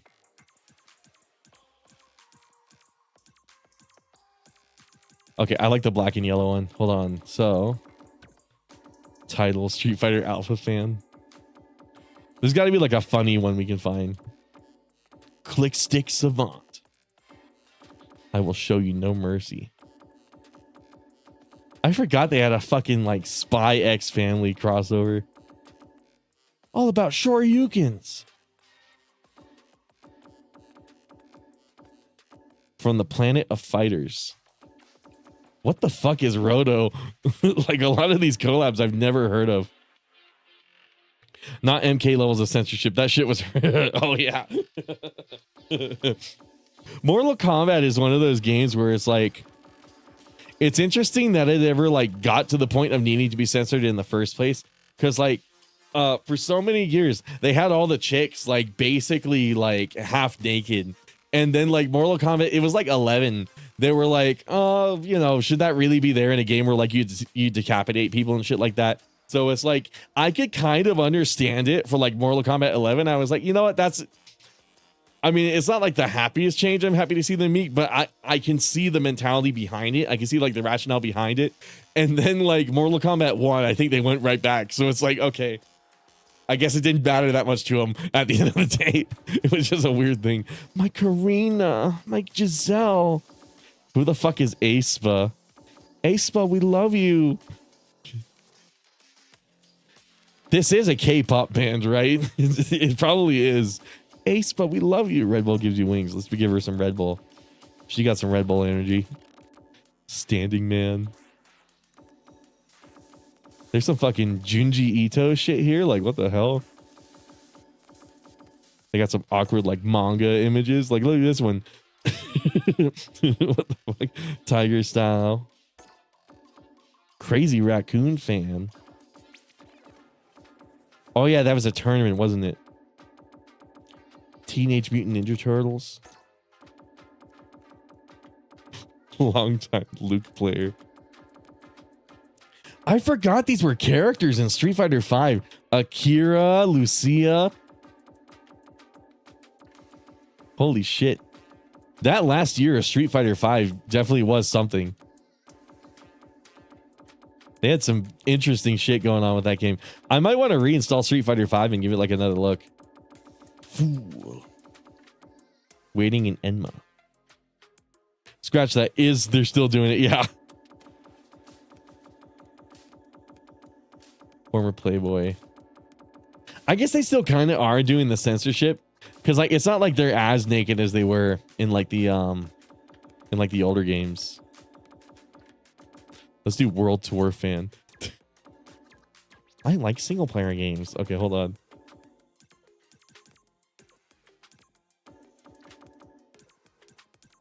I'm glad when they did this illustration contest, they picked more than one fucking character. That was basically the point of that Yuri tangent earlier. It's like, thank the Lord, they picked more than one character, and Kimberly's like one of the newest, one of the coolest ones out of all the new ones. Oh yeah, I can tell I definitely did take some time to like actually give all these guys a design. Okay, cool. Let's go Kimberly.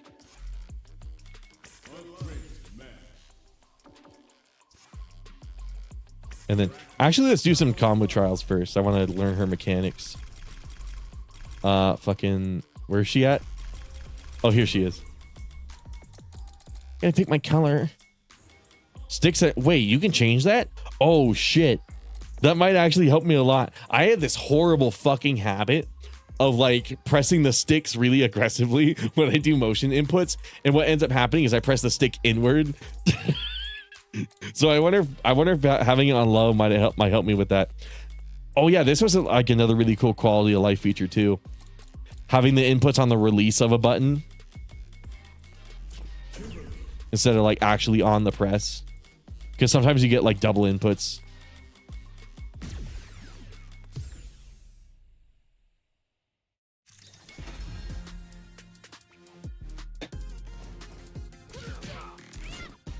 Wait, what?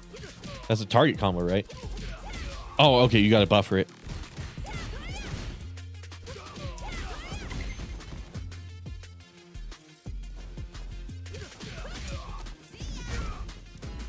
Oh wait, was that putting down a bomb? Oh no, it's just a uppercut. Okay, hold on. Oh, okay, that's also gotta be buffered. Oh, I'm doing the right trigger too early.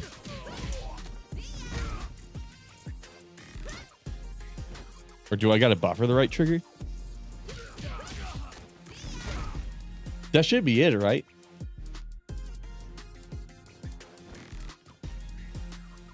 I am so confused. Hold on. Oh, I have to let go down. That's what I'm doing wrong. There we go. Okay. I was like, that looks like a proper like side switch combo. No, I'm not supposed to be side switching. Okay, this is the side switch one. Okay, there we go.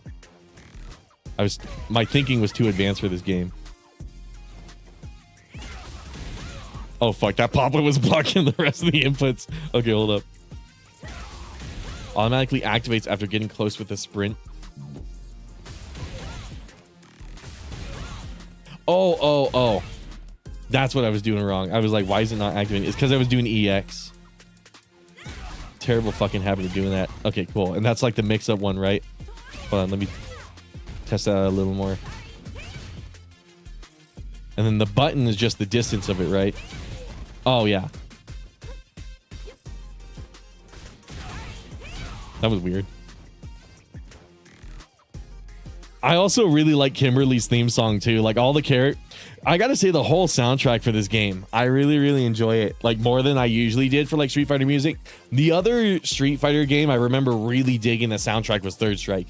And like to some capacity like Street Fighter 4. Street Fighter 5 had good music too, but it wasn't like amazing. It was just like reduxes of like classic like Street Fighter 2 music. And it was like, oh yeah, I mean it's good, but it's also like not hard to fuck up like Street Fighter 2 music. Whereas like this game, I really appreciate that they went all original with it. Like they gave everyone like their own unique theme song, just like they did with Third Strike.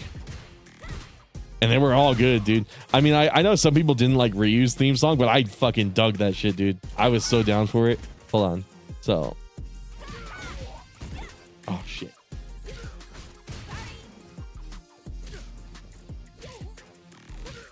Oh, well, I'm not pressing Y. That's why. I was pressing X like a dumbass. Oh, wait. I think I pressed right trigger. I gotta stop doing that. You can see like where all my bad habits are.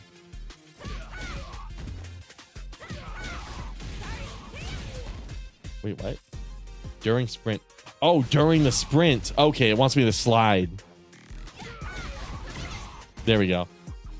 Okay, so I needed to press B earlier. Punish counter, so DI. Oh, there we go. She's got like a really cool anti-air too. Okay, so block. Oh, okay. It's on there. It's on them blocking. I'm like, I gotta block out to DI. What the fuck? During arc step. Okay, cool.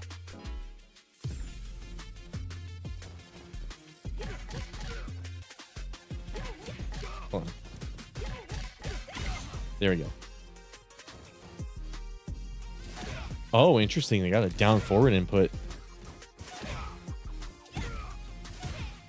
Oh, okay, but it's not like Tekken where you got to actually do like neutral down forward. You can like weave into it from a down. Okay, so I can theoretically do this from block. Okay, that's good.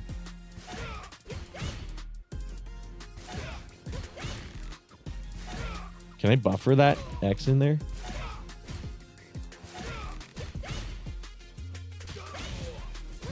That's what's supposed to happen, right? Yeah.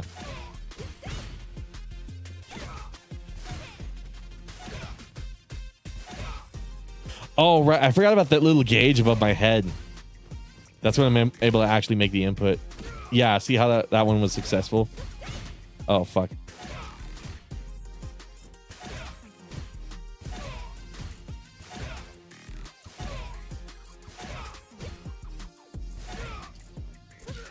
Oh, wait, do I have...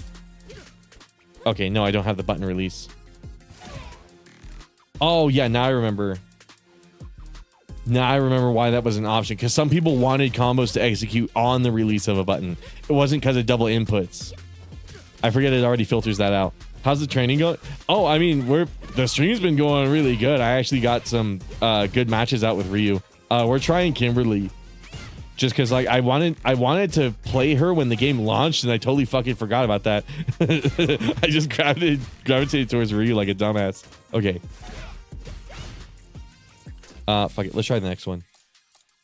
Intermediate 3. Timing on that one is kind of fucky. Okay, so. Oh wait, I gotta stand.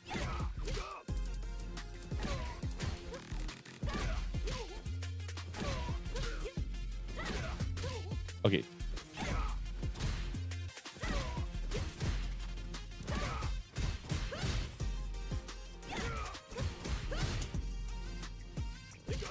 That's the one we did earlier, right? Oh yeah, with the kick. Okay, so doing this from a low.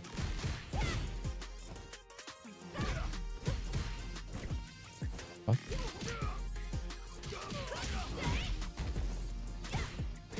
Oh wait, we blocked that one.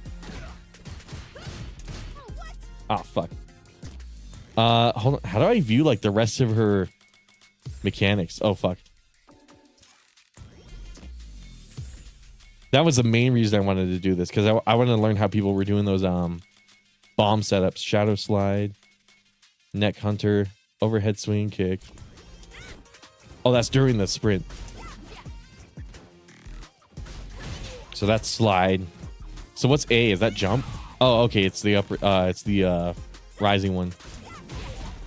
That's probably an overhead. Oh, and I can stop in the middle of it too. Okay, cool. So you can like really mix them up.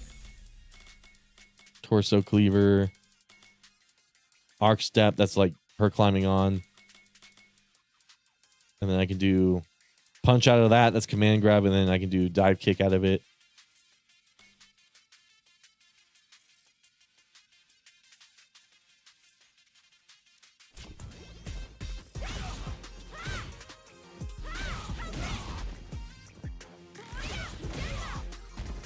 Oh, cool. That one's like a launcher. And then I can combo into that. Okay, cool. Hidden variable. So that's how you do the teleport. Genius at play. So that's the bombs, right? Oh, no, that charges up the bombs.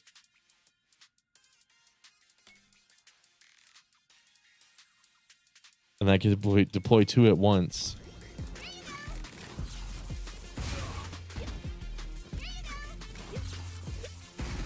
Oh, does it automatically refill it because I'm in training? Oh, technically not training, but. And then the button I press is the distance. Okay, cool. But if I want to send out 2.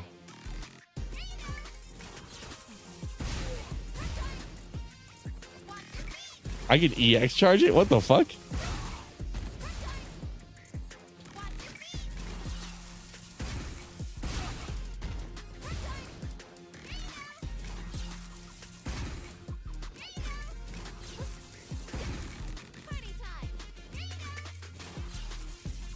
Oh, okay. So I got to do EX on like both of the inputs. It's looking like, yeah. Okay.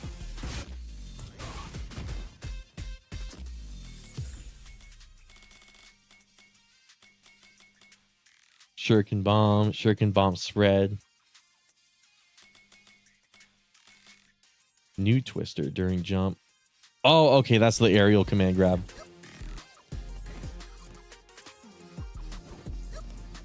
I mean, Ryu's standing still, so it's not like I can like see it in action, but I can see the animation. Yeah, okay. And then super arts. This is the one that powers up, right? Oh, I don't have any meter. Okay, let's go to actual like training mode. Hold on.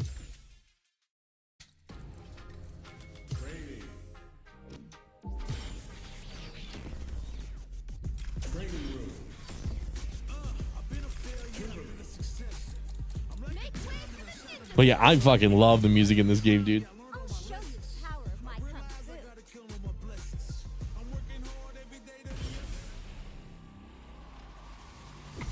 It's kind of crazy that like some people aren't a huge fan of Street Fighter 6. They want to go back to Street Fighter 5, which is interesting because like I remember like not that long ago there was like a whole zeitgeist of like, oh man, Street Fighter 5 at launch was way better than Street Fighter 6. And I'm like, was it really? Because like PlayStation couldn't even play the game. I distinctly remember that. If you bought Street Fighter 5 for like PlayStation on launch and you wanted to play it on launch night, you couldn't. Because you had to the PlayStation servers weren't available, or the PlayStation matchmaking servers weren't available. So like only PC players were playing it, which was really funny because it's like their big like it was like their big PlayStation exclusive at that year. I remember. Do you think after that poll Capcom did that one time that they'll bring back Dino Crisis for real? What do you mean by that poll? After that poll, oh my fucking god, yeah, because fuck, what was it? Okay, there were multiple polls. Yeah, it was the one where they were like, which Capcom IP would you want to see back? Right, that was so long ago. I think because I kind of remember Kamiya like commenting on Dino Crisis, which like I didn't know he was that involved in Dino Crisis, but whatever. I remember Kamiya commenting on it. And being like, yeah, I want to bring back Dino Crisis. But like Kamiya says that about literally every game though. Like you could probably find an interview from like Kamiya about like, yeah, I want to bring back Bayonetta. Yeah, I want to bring back fucking like XYZ. Yeah, I want to bring back TMC. It's like so like I don't know. I don't know if that means anything from him being all like, yeah, I want to bring back Dino Crisis. It's like it's something that he says about literally everything. Hold on, that's right. So the reason I'm in here is because I wanted to try supers. So Bushin beats. Okay, that one worked. I think I got to work on my my double forwards and my double backwards because it's thinking I want to do 2. I'm probably doing it too fast. Oh yeah, I'm doing it too fast and too sloppy. I used to be able to ace that shit. Oh, fuck. It's been so long.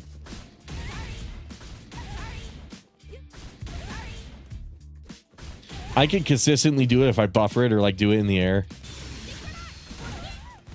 I used to do it off of the ground like all the time. Kamiya just be saying shit. Exactly. That's the thing. So whenever he says anything in like an interview, like I'll see people freak the fuck out and like, oh my god, Kamiya said he wants to do that, and then like it's like, but he says that about literally everything. And then my other favorite Kamiya interviews are when he's talking shit about people. Like I remember when the Switch 2 was announced and Kamiya like had a whole interview. He had like a whole fucking schizo post that's like, I hope those Switch 2 leakers, I hope they get stuck in the dirt on the end of their shoe or some crazy shit like that. They're the shit on my shoe. Fucking crazy ass fucking paragraph. It was the funniest thing I read in a long time. And I'm like, Kamiya, dude. Fucking. Oh, I do want to see Dino Crisis come back. I kind of feel bad that I didn't like Dino Crisis 1 when I streamed it. I feel like I was too fucking like high and stupid to really enjoy that game. Maybe I should replay it again. Maybe after Resident Evil 1 I should like boot it up and see if like give it like a revengeance run. You know, like, yeah, see if I enjoy Dino Crisis. Because I know I streamed it before and I didn't like it. At first, I thought it was like the coolest thing ever. And then, like, as the game came on, I just wasn't able to figure out all of the puzzles. So I had to follow a guide like the whole time. And it was a miserable experience, but I'm pretty sure that was all my fault. I'm pretty sure that was me. So I don't know, but I like that people are asking about Dino Crisis in the chat. That's a game I don't hear about enough. Kamiya has one of the rarest flavors of all. That's the best way to describe it too. He's basically we keep talking about Christian in this stream. He kind of is like Christian, where like if you went up to Christian and you're like, would you want to make a Sonic 2 video game? You know that motherfucker's like like you know. So it's like Kamiya, I see Kamiya in the same way, where it's like any fucking opportunity, that man's rubbing his hands. He's like, I'm working with Capcom again. It's inevitable. They're gonna let me make Beatable Joe 3. Fucking some shit. It's gonna be on the Switch 2. I saw that Switch 2 interview was especially funny because like Kamiya got chewed out at Platinum. You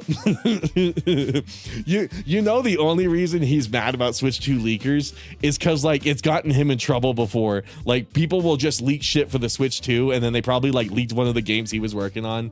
Like probably like Bayonetta 3 or something like that, and he got in like massive trouble. So like ever since that happened, it's probably a reaction. It's like no. Fucking like.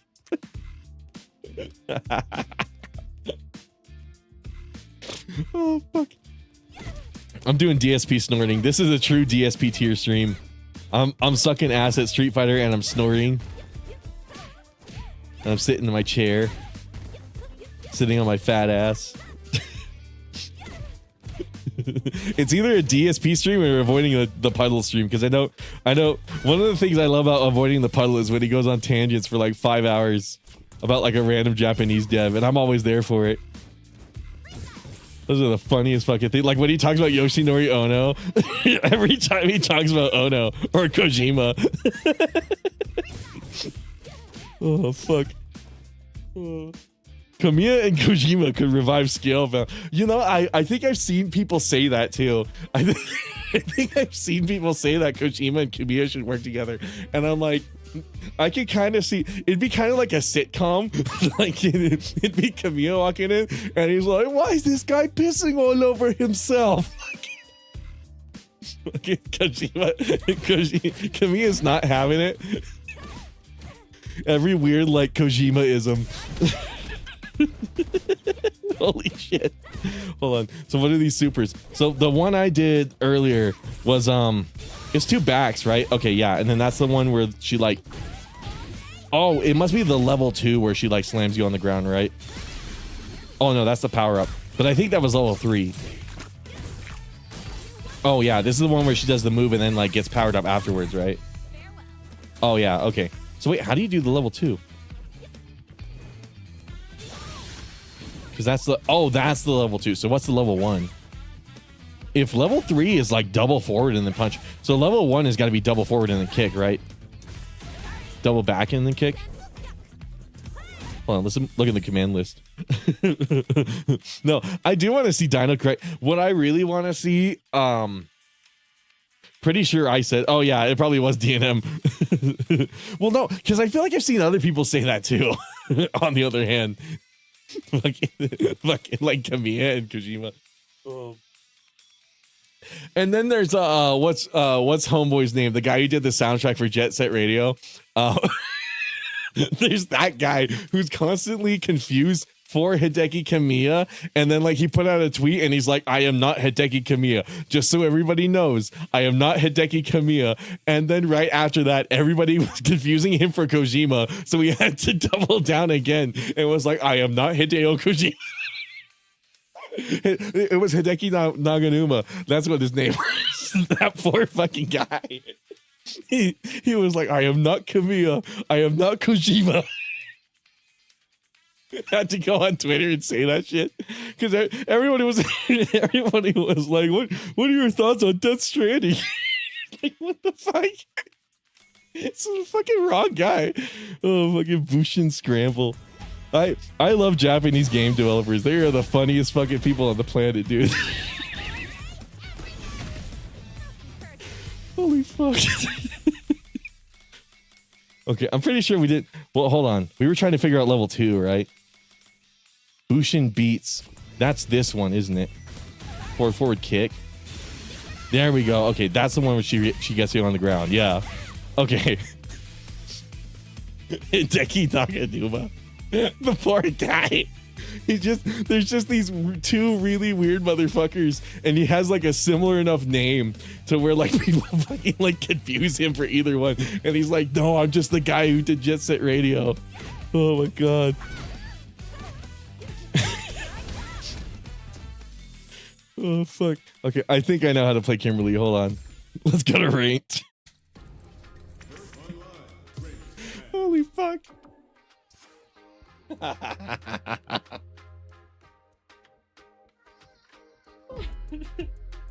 Poor guy. No, I meant to confirm, dude. I meant to confirm. Oh. Massive target, but I am so hard for DMC but with DC's absolute one. Oh yeah, no, for real. I was saying that yesterday too. That would be such a cool fucking idea, especially like a Batman game. Because think about how long it's been since we got like a proper Arkham game. Like I know there was what's it called, Suicide Squad or something like that. The one that like flopped. Actually, no, there's 2 that flopped. Because like wasn't there like Arkham Guardians or some shit like that? That was in the same vein. One of them was made by Rocksteady, and then like another one was like Rocksteady inspired. But like both of them were like Arkham style, like new Arkham style games. And then like both of them went to fucking shit like really fast. Which sucks because like the Arkham games are like some of my most favorite games of all time. Wait, do you know about Absolute Batman? No, I do not. I'm actually fuck, I know like nothing about like DC or Marvel or anything like that. I'm not a comic book guy, but what I can tell you is I'm an Arkham City guy. I fucking dig that game to all hell. So like any game that's like a modern Arkham City, I'm so fucking down for. The closest contender I have to like a good like Arkham City follow-up is Arkham Knight, and I love Arkham Knight. A lot of people don't like that game. I fucking love it, but. Oh shit. Gotham Knights. That's what it was. It was Gotham Knights. Yeah, that one I think I got for free with one of my graphics cards. It was like an Intel graphics card I bought with the intention of reviewing it on YouTube. And then tangent.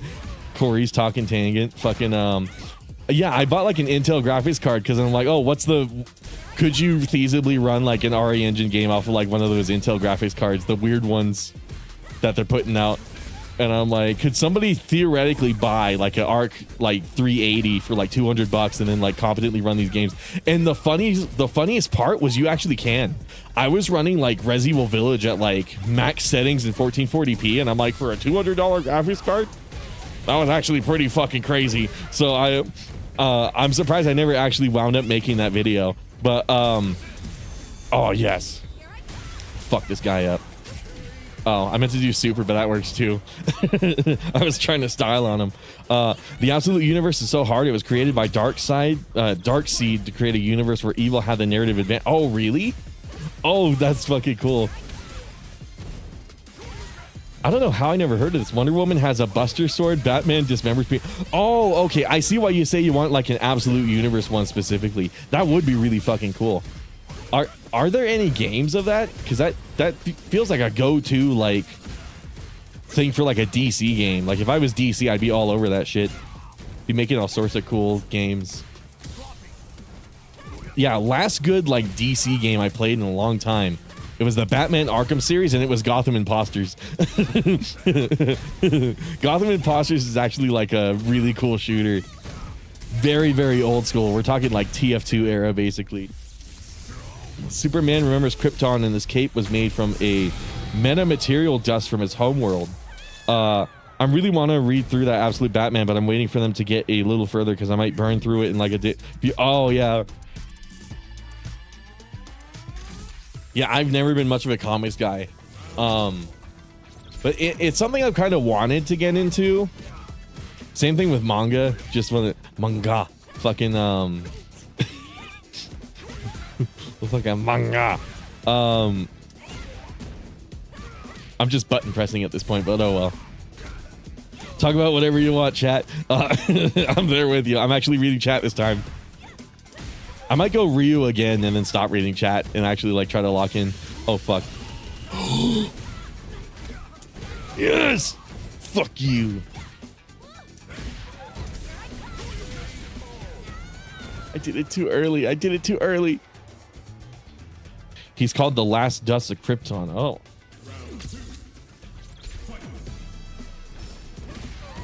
I kind of want to play. I kind of want to install Gotham Imposters and play that again because that was genuinely like a really cool shooter. And the best part, it was like free to play, but like for what you got for a free to play game, because it's like, again, it's like an old like 2012 like free to play game, like back when free to play was actually kind of new and innovative. Oh motherfucker. Oh, I thought I could catch him in the air. Shit.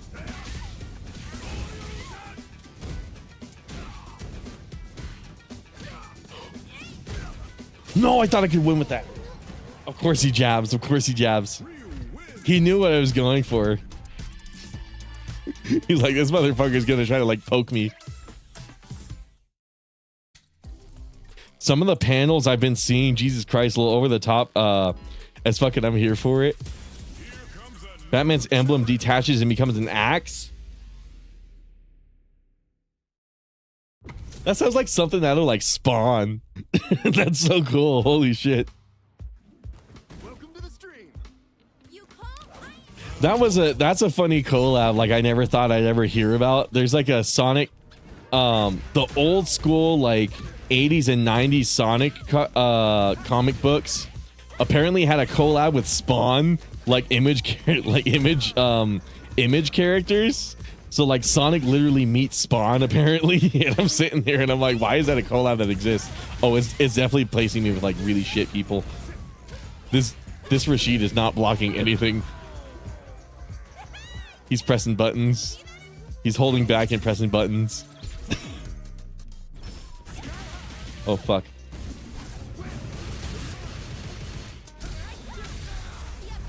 Here I come. I gotta use the bombs. Hold on.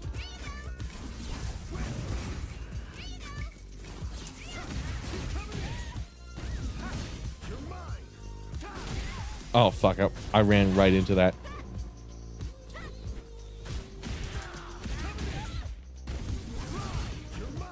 Okay, let's go for command grab. Let's see if he's. Oh yeah.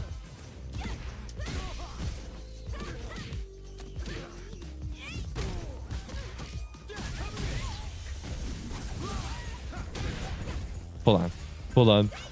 Let's go for another grab. Oh yeah, he wasn't waiting for it. Okay, cool. The fuck, how have I never heard of this collab? Because it's kind of like lolcow related. I don't know if you ever heard of Ken Penders, the guy who made the Knuckles cinematic universe. So he was the guy who penned that comic. That's the only reason I know about it. It's because a weird guy made it.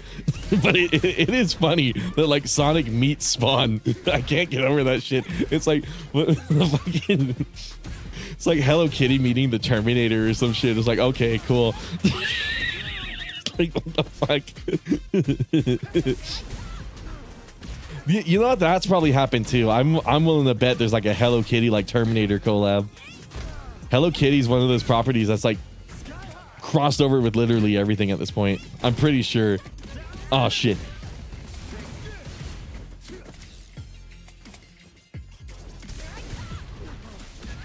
Okay, he's not expecting this. Oh, dude, Kimberly is the troll character. Hold on. I'm digging this shit. I'm so digging this. Hold on.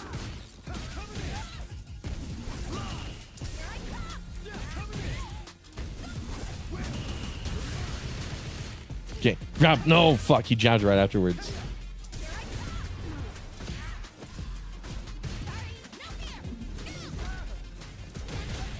Oh my god, I woke up DP ham. That's so funny. Okay. Good thing I saw that jab coming.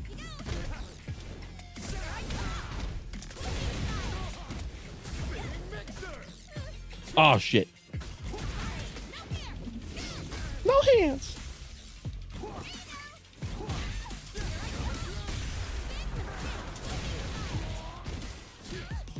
No!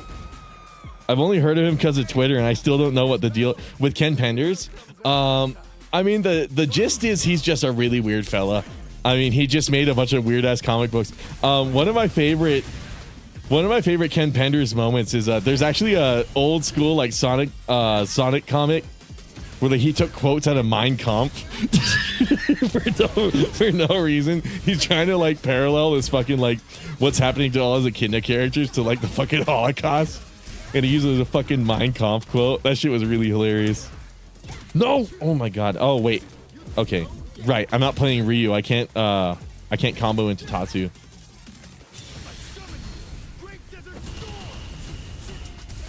No! He grabbed me out of it. Okay, hold on. I got a troll. Party time.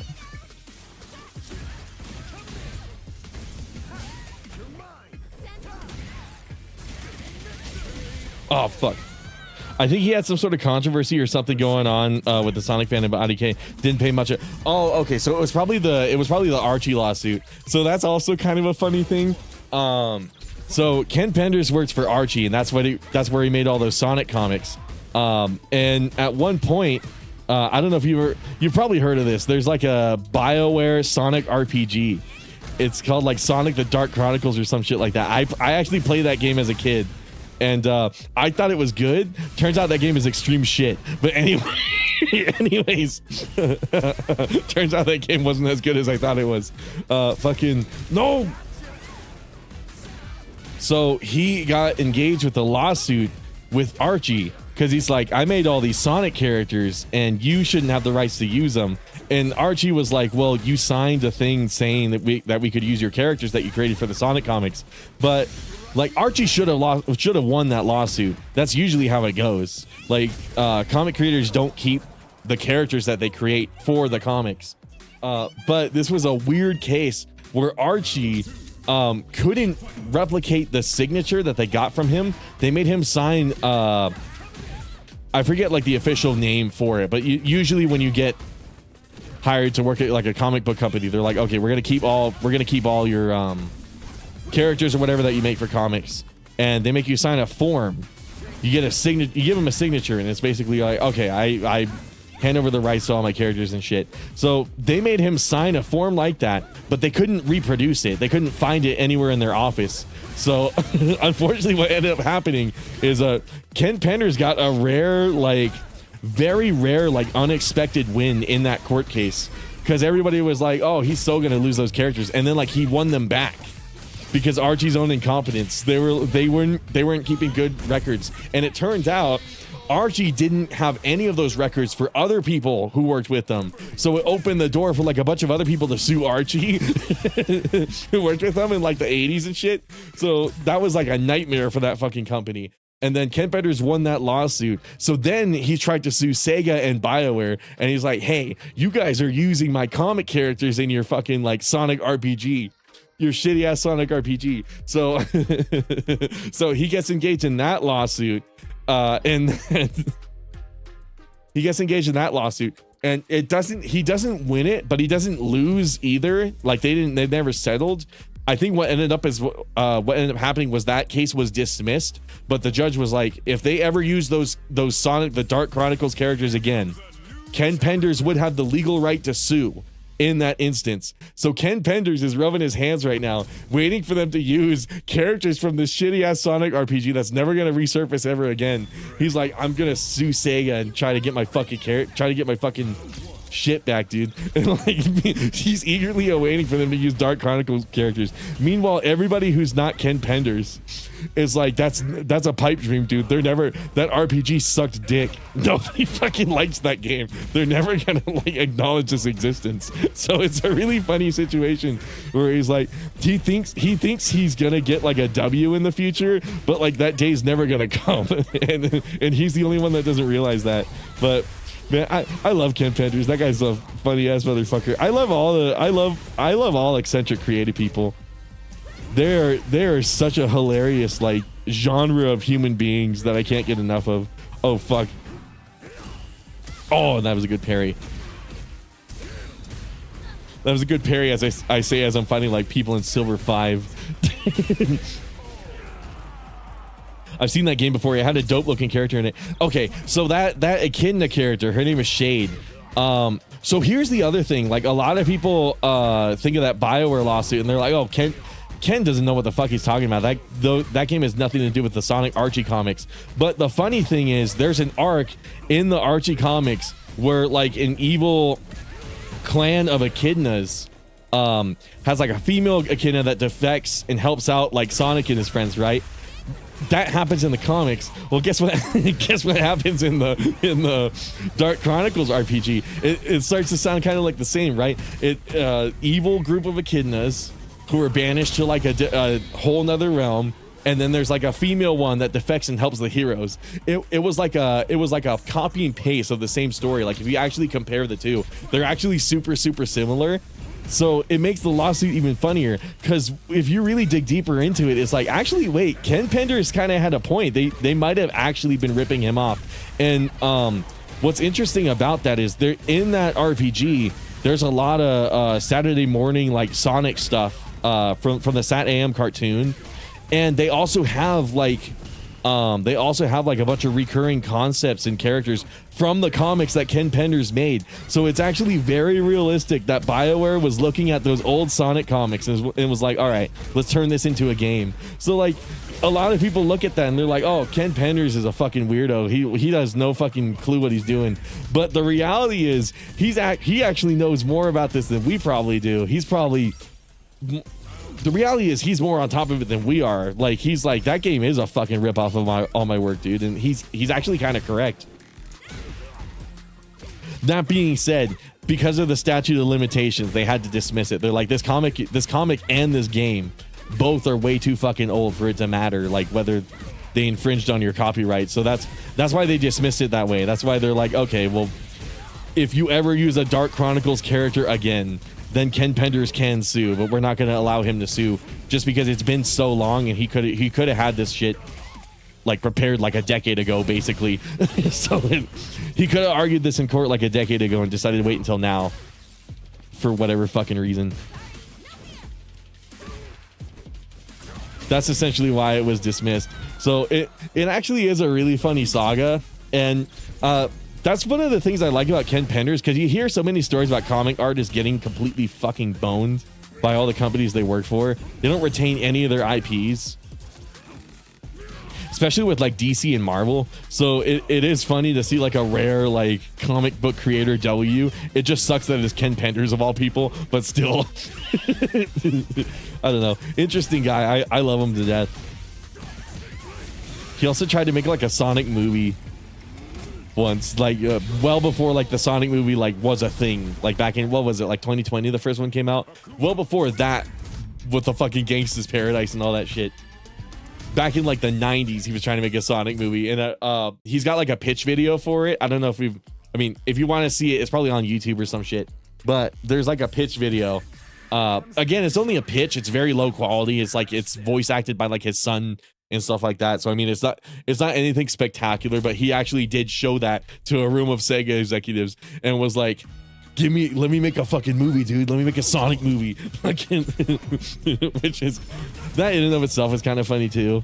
Burn Knuckle. I might switch to Ryu and lock in at some point. I am kind of liking Kimberly though.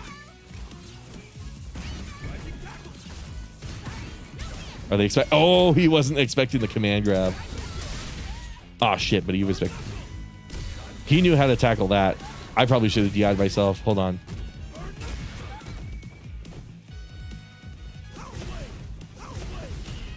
Power wave. Oh, I held that parry for too long. I basically gave him that grab. Around the time they did the original OVA, yeah.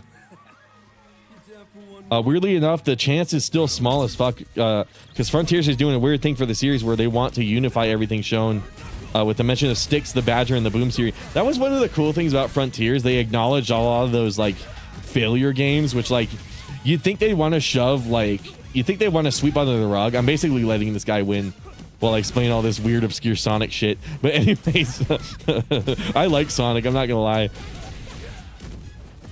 Dude, when I was a teenager, I was a bona fide Sonic fan. I actually had like Sonic fan art and shit like that. I was so cringy, but looking back, it's like, at least I was a teenage Sonic fan. There's some people in like their 30s who are still obsessed with that shit. That I don't understand. I'm just like a moderate to light Sonic fan now. But that was one of the cool things about Frontiers. Just the fact that they were like name dropping and mentioning events from the other Sonic games. It's like, okay, like, like I was saying, you'd think they'd want to like shove that shit under the rug. Oh shit. An improvised stream is probably like an improvised like take on a stream is probably not the best way to like explain it, but you know what I'm saying. Fuck. No. Oh fuck. Oh fuck.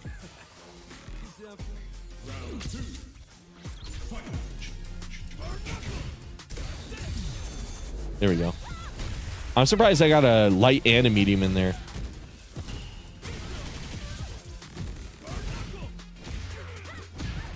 Burn Knuckle. Dude, I am so just button mashing.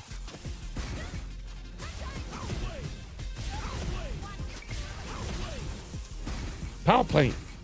I probably should, when I deploy the bombs like that, I really shouldn't get closer towards them, because that's just going to give them... I should really be using the bombs as like an an anti-projectile tool. Get them closer to me.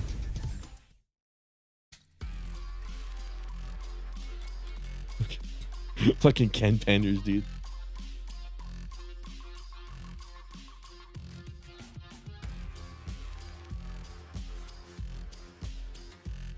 Duolingo's on my ass right now. It's like, you gotta fucking practice, dude. I don't get it either with the ones who are obsessed with the series. They're close to 40 exactly. It's like, at least when like you're a kid, you're the target audience for that shit. Like even as a teenager, at least you're like close to the target audience. Whereas like, I don't know, I guess it depends on which Sonic they're obsessed with. If it's like old school Sonic, like classic Sonic, I kind of get it because you played those games when you were a kid. So maybe you still think fondly of them. But like the full on like obsession I see people have is just really bizarre. But I don't know. You can say that about like literally any fandom on the other hand too.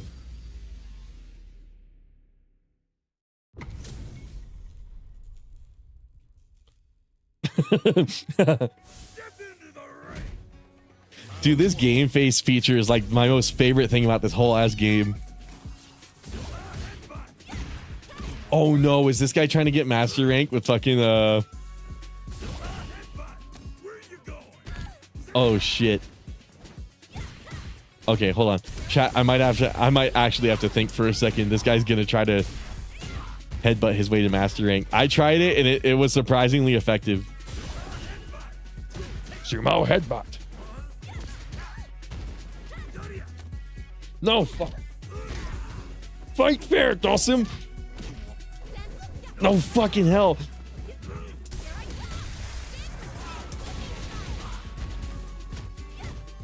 Okay, bomb.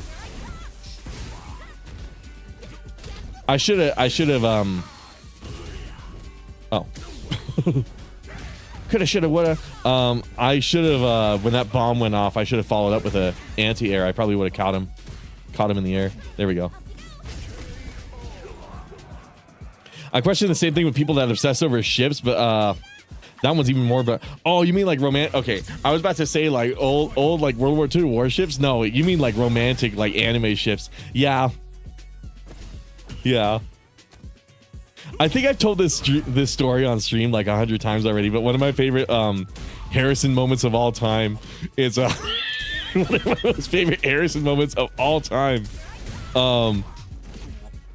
He was like, "Is it?" Like we were in a voice call and he got all quiet. I was playing like Resident Evil 2 remake and he was like, is it weird that I ship Chris and Jill together? And I was like, I immediately laughed like really, really hard.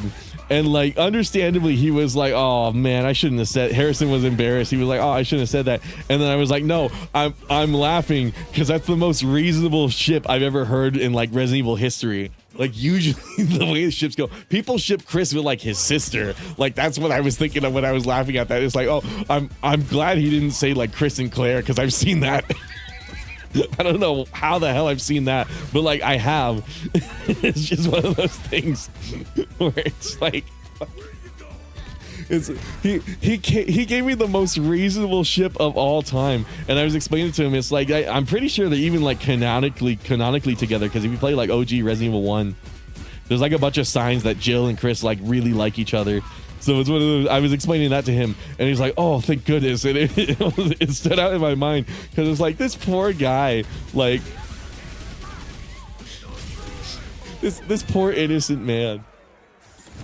He thought it was weird to ship like the two most shippable Resident Evil characters. Oh my god, that shit is fucking funny. Oh no. Basically letting this Honda win. But oh well, I'm having fun. I'm having fun with chat.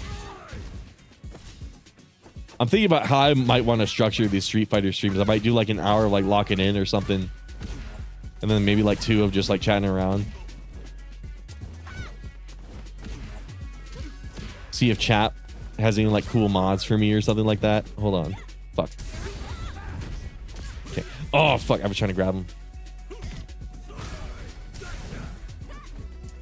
Yeah, they're man, like it's kind of like I was saying earlier about like Resident Evil 9. It's like ships are one of those things where it's like I just choose not to think about it until like it happens in the games. Cause I mean, I could spend all day thinking about how like Zangief only hangs around women and like shit like that. It's like how like Armiko wants to fuck Zangief, shit like that. Sakura wants to fuck Ryu, like, or wait, no, that has happened in the games. Never mind. I could spend like, I'm trying to think of like a hypothetical example that's not actually true by complete coincidence. I could spend all day thinking about like how Yuri wants to fuck, I don't know, like Seth or some shit like that. And like, oh wait, because there's that image of like Seth grabbing Yuri's crotch. Never mind. Street Fighter is a bad example. Let me think of a different game. I could spend all day if I want to thinking about how fucking like, I don't know, that Ashcroft chick from like Resident Evil 9 probably wants to get down with like Chris or some shit. But like it's like I was saying about Resident Evil 9 as a whole. It's like I don't see any point in thinking about it until like it happens. Same with the same, you know what? Same mindset with like leaks and stuff like that too. Everybody I remember for so many years hearing so many like leaks about Resident Evil 9, about like, oh, they're making 5 different Resident Evil games right now. There's like a Wesker game, like shit like that. Fucking the number of times some rando has come. Leon X Sherry, that's a good example. So, all right, I'm playing online. I can't pause. I was gonna pause and go onto a tangent like I usually do. this fucking Han is probably like, what the fuck is this guy doing? You just stop playing for a second. Hold on. So anyways, Leon X Sherry is a really good example. I could spend all my life thinking about like how Leon and Sherry would be a good ship. Like I'm assuming we're talking like RE6 Sherry. Of course. How like they would be such a cool couple, but it's one of those things where it's like, I don't know. On the other hand, it's like there's not any things in the game that has happened to imply anything like that. So it's like, what's even the point?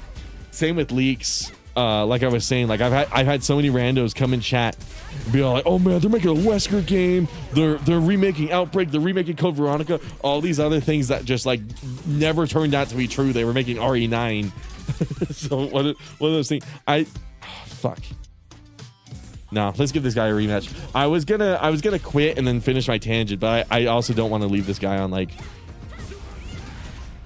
Especially if wait, no, I won that. Especially if I win, I don't want to look like a fucking winner quitter.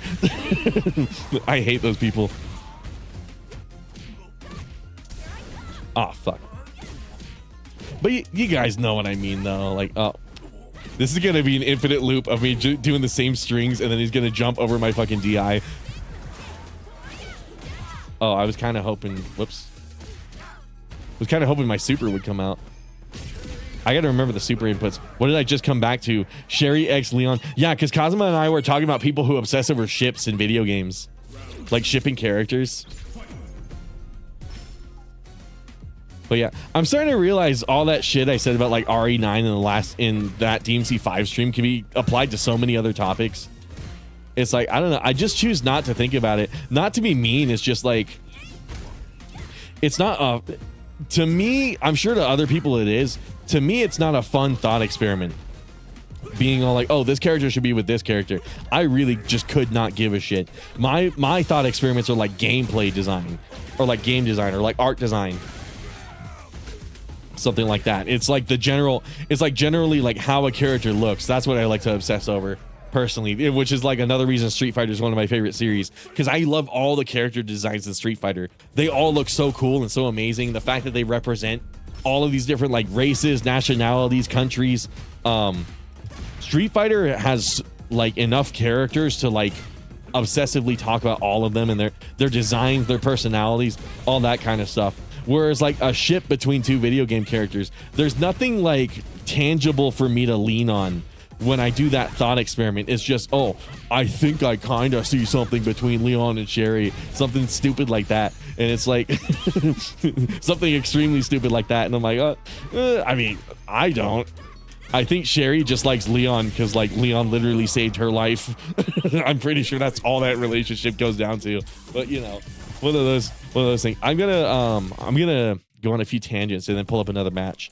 That fucking stupid child. Well, we were talking like Resident Evil 6 Sherry, because I have actually seen that before. The same, in the same vein, I've seen people like try to ship Chris and Claire. I've also seen people try to ship Leon and Sherry, and it's like, I don't know. There's like a 20-year age difference, so I personally don't see it. But also, like, who knows? Maybe Leon's into that. I would think it's weird, but maybe he is.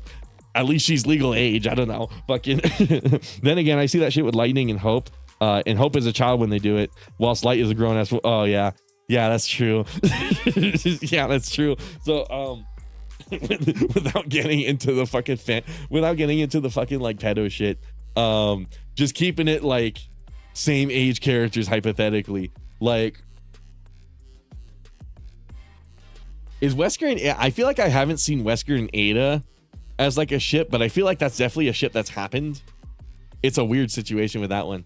But I guess maybe that's my hypothetical. Like, I don't know, Wesker and Ada like each other, like some shit like that. It's like, you know, I could spend all my time thinking about that, but I like thinking about game design more, honestly. Just like how these developers came to all these decisions, you know, the pros and cons of it. all of these different design choices, you really get to dissect the genius of all the people who make all this media. So much cool shit can be interpreted and like just consumed by osmosis into like my brain. So many cool things you just realize, little details. And it's like I picked an odd time to rejoin the stream. I know, right? Leon X Las Plagas reason. Las Plagas was inside him before. Leon X Las Plagas. That's my favorite ship, actually. Never mind. Fuck that whole thing I said about not being interested in ships. Fuck it. I'm so down for that one. Pedo shit. I know, right? Pedo. I'm trying to avoid that discussion because we had it a little bit in fucking Death Stranding. Anyway. Fucking hell. Oh fuck. Death Stranding was simultaneously such a W series and then simultaneously such a shit show. Because like I was having fun. I was having a lot of fun, but we were also talking weird. We were also talking a lot of weird shit, but I was having a lot of fun. Then you had like that Death Stranding finale where like the last, what was it, like 4 hours of the stream was just watching cutscenes and me just getting pissed off. And I'm like, I want to go to bed. I want to go to bed. Kojima won't end this fucking game. I want to go to bed. Shit like that. No, that was tight. I'm actually looking forward to Hello Kitty. I'm looking forward to that member stream. That's going to be a riot. I could tell already that was going to be a fucking riot. But, no, I guess in the vein of regurgitating what I was trying to say, now that I'm not in the middle of a match, let me try to like concretely say what I've been trying to say. You know, I would rather base my thought experiments off of things that like currently exist in the game instead of things that I either want to exist in the game or things that like very, very loosely exist. Like basically it's a, what's it called? It's a logic jump to like come to that conclusion. I slept through it, woke up, and Death Stranding was still streaming. I know, right? I know, right? I was telling my friends about it too. They're like, "How come you're not?" Well, no, I like the day after that stream aired, I went on to my friends, and I'm like, "Man, I really love Death Stranding, but I will never play that game to the ending again." And they were all like, "Why not?" And I'm like, "Cause I had people fall asleep in my chat, take a nap. Like people fall asleep once the cutscenes started coming in." Take a literal fucking nap and then wake up 4 hours later and the game was still cutscenes, like shit like that. Fucking I was telling them it's Metal Gear Solid 4 on steroids. Like holy shit. Actual like MGS4 steroid shit. And the worst part is because there's so many cutscenes in that last stretch of the game, it ruins the plot twist. Like obviously I'm not going to say what the plot twist is, but like when you buffer like 4 or 5 hours of like just fucking like it was 6 hours. Oh my god, was it actually 6 hours? When you buffer like 6 hours of cutscene between like the last real gameplay segment of the game and then the really interesting and cool plot twist, when you have like 6 hours of fucking bullshit just like Amelie on the beach explaining the world of Death Stranding, explaining shit that we already know about or don't care about. Those were the two things she covered on that fucking beach. Shit we knew about and shit we don't care about. That was all of the just 6 hours of just repeating info again and again and again. Kojima just fucking stroking himself. Oh, like, oh man, I'm never gonna end this game. I'm never gonna end this game. It finally comes, big plot twist, and I remember when it happened, I did not give a shit because he made me sit through 6 hours of cutscenes before it of like shit I just could not fucking care about. So that's the best way to go about it, TBH. Like some of the interesting things to think about, like Liquid Snake, Sniper. Yeah, exactly. But unless the game confirmed it, it should just stay a thought. Yeah, again, like with the whole Resident Evil 9 thing, like I really like that Miguel was in that stream because first of all, I haven't seen him in a long time, but also second of all, you know, it gave me an opportunity to talk about kind of my mindset with like leaks and just like game announcements in general. I just don't get excited unless like, I was kind of talking about that last stream too. I don't know if it's just me being jaded, but like it was weird because it didn't feel like I was jaded. I was still excited for games. I just don't overthink them anymore. And I feel like that's something people need to start practicing. In all honesty, like just it's okay to be excited, but like I wouldn't never worry about a game that's not out yet. You know what I mean? If I had a nickel for every time a viewer slept because I was streaming a Hideo Kojima game, I have 2 nickels, which isn't a lot, but it's weird it happened twice. Exactly. Oh yeah, that's right. Cause the fucking Portable Ops. Oh my god, I forgot we played Portable Ops on stream one time. That game was a shit show too. Holy fuck. I slept for roughly 6 hours. You were on the final boss, then blank, then cliffhanger. Exactly. And like the worst part is if Kojima left out like the tiny like 1 minute, 2 minute playable segments between all those cutscenes, it would have earned a new world record. Because I think MGS4 actually, hold on. I remember Metal Gear Solid 4 got the world record for like the longest cutscene, and it was like 90 minutes. I think Death Stranding would have actually got like 6 fucking hours. Hold on. But then again, I also heard that Death Stranding 2 like actually overwrote that world record. So let me check. World record for longest video game cutscene. Oh yeah, it's a recent search. You know for a fact. Okay, Google Gemini's cooking. Hold on. Is it still MGS4? Oh, it wasn't 90 minutes. It was 71. Unless fucking Gemini's wrong. Wait, was it beat by Kingdom Hearts? 12 hours of combined cutscenes to bring Saga to a conclusion. Is that 12? Okay, all you Kingdom Hearts fans in the chat. Is that 12 hours throughout the span of the game, or is that like the end, like Death Stranding? Hold on. Star Ocean. Blood Ocean. Featuring a 31-minute cut. That is not fucking true, dude. That is not fucking true, dude. It is not 31 minutes. Xenoblade Chronicle. Why am I in AI mode? What the fuck? Okay, that's why it wasn't very helpful. Hold on. Let's research that. World record for longest video game cutscene. Not AI mode. I want all. Okay, here it is. Today I learned that the world record for longest cutscene. Oh, is it actually Kingdom Hearts? Metal Gear Solid 4 with a length of 71 minutes. Second place is the pre-final battle cutscene for Star Ocean with a length of 46. They got Death Stranding here for whatever reason, but if it didn't have like the tiny segments of like walking and stuff like that in between, Death Stranding would have had like this world record, and it would be 6 hours. It would be 6 hours. That single-handedly like made me wait, huh? What, for Kingdom Hearts?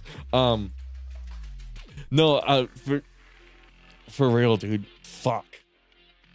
That last stretch of just non-stop fucking cutscenes like made me stop liking that game. The rest of Death Stranding was such a really fucking amazing like quality game, and I was enjoying it so much. And then that last stretch where it felt like Kojima was just fucking edging himself and edging me, because I remember describing it during that stream. I was like, imagine being edged for 6 hours, and I was sitting there and I'm like, Kojima, just let me come, dude. Let me fucking come. I want to complete, please. I want to complete and then just go to bed, because I literally wanted to go to bed. I remember starting that stream at 1 a.m. and it ended at 8 a.m. I was like, come on, man. And so much of the story was told in game. Devil May Cry lets you skip everything. I know, right? Fuck, man. And the worst part is they couldn't even fill it with like 6 hours of relevant info. It's just re-explaining parts of the game that you already learned by playing the fucking game, and then just shit I didn't even fucking care about. Like, I don't know. So that Death Stranding's ending kind of ruined that game for me, because the audio is crazy to have full blast slow. Oh yeah. Oh fuck. Anyways. Oh, just let me do it, Kojima. Just let me do it. Stop fucking pulling it. Stop fucking pulling it. Take your hands off, man. No, but for real, dude. Like fucking. Oh, Some people tell me that they watch my streams during work, and I'm like, you're fucking insane if you're doing that, dude. I hope you got your headphones in.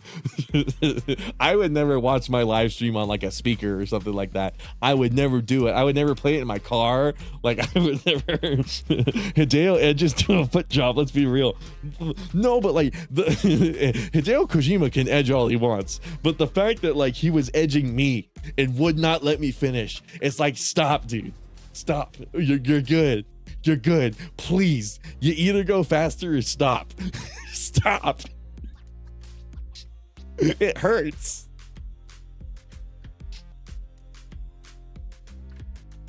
Also, the longest Kingdom Hearts cutscene to my knowledge was like 15-20 minutes, give or take. Okay, yeah. So like definitely. But you know what's funny? That 71-minute cutscene in Metal Gear Solid 4, at least it's really like cool and interesting info. It's like Big Mama's backstory. It's explaining a little bit about the AI, GW, fucking JD, that kind of shit. It's at least like explaining and answering questions about the Metal Gear Solid like world. With Death Stranding, it was just Amelie walking in a circle. Oh, like, I realized I should have done it this way, but I did it this way instead. And it's like, bitch, I do not fucking care. I really do not fucking care. We've been over this already. Like, fucking. Or like explaining the mechanics of the beach as if Heartman didn't explain it himself like 30 minutes ago. Stupid shit like that. Where it's like, come on, man. I'm watching at work right now. I hope you have headphones in. Jesus Christ. The whole final cutscene in MGS4 is like a TV episode length. I still love it. Well, yeah, that's kind of what I was saying. Well, no, wait, which one was the longest one? Because I remember it happened in the middle of the game, but maybe it was the final one. Oh, is it the final one? Wait, so how long was the hold on.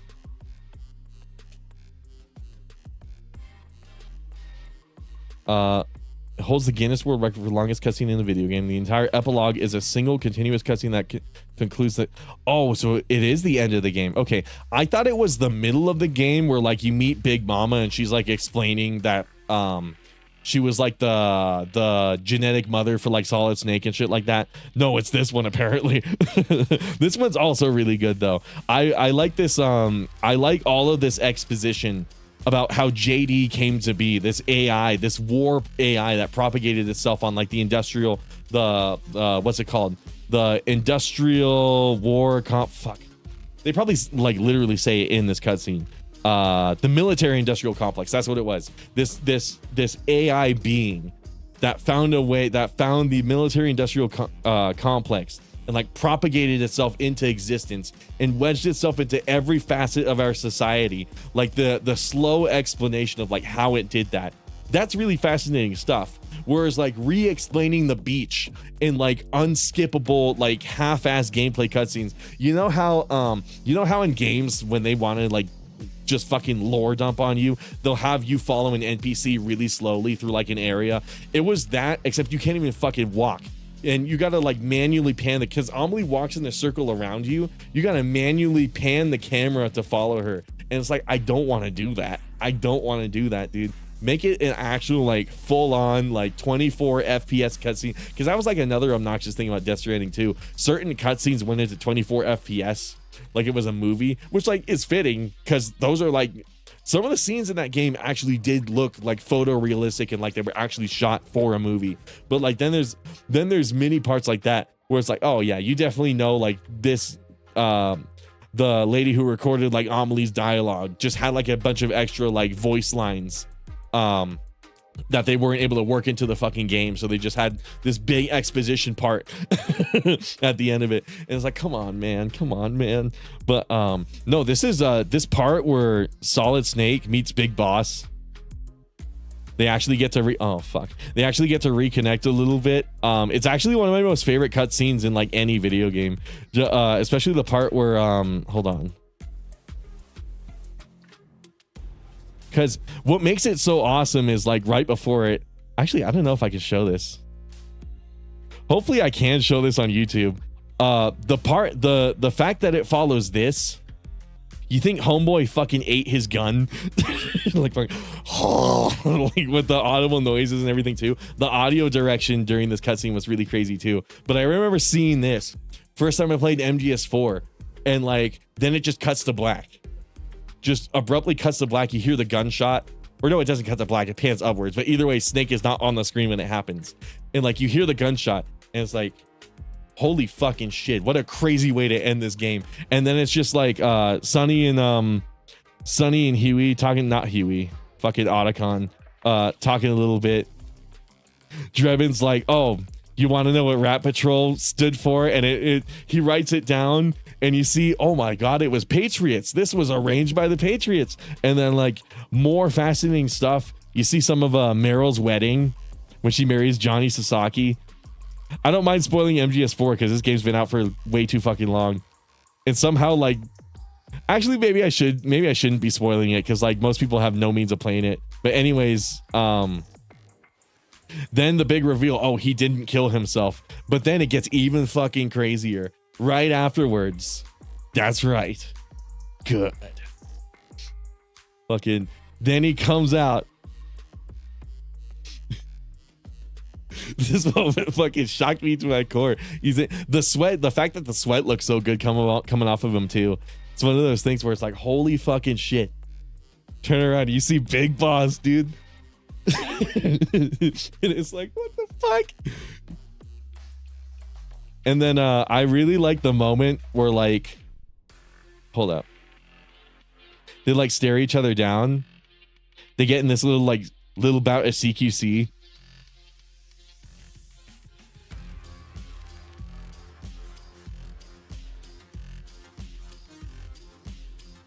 This like Street Fighter 6 like house music going on in the background because I got it muted.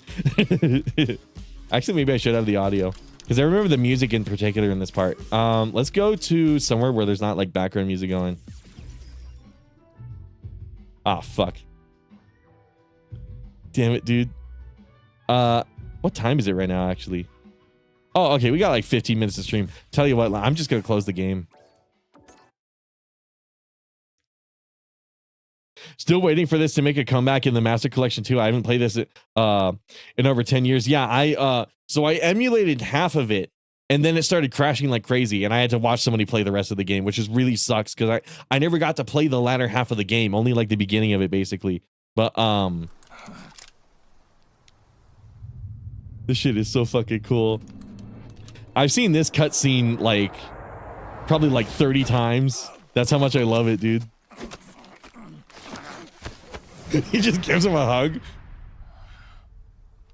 And then I especially love Solid Snake's face in like a second. Go, my son.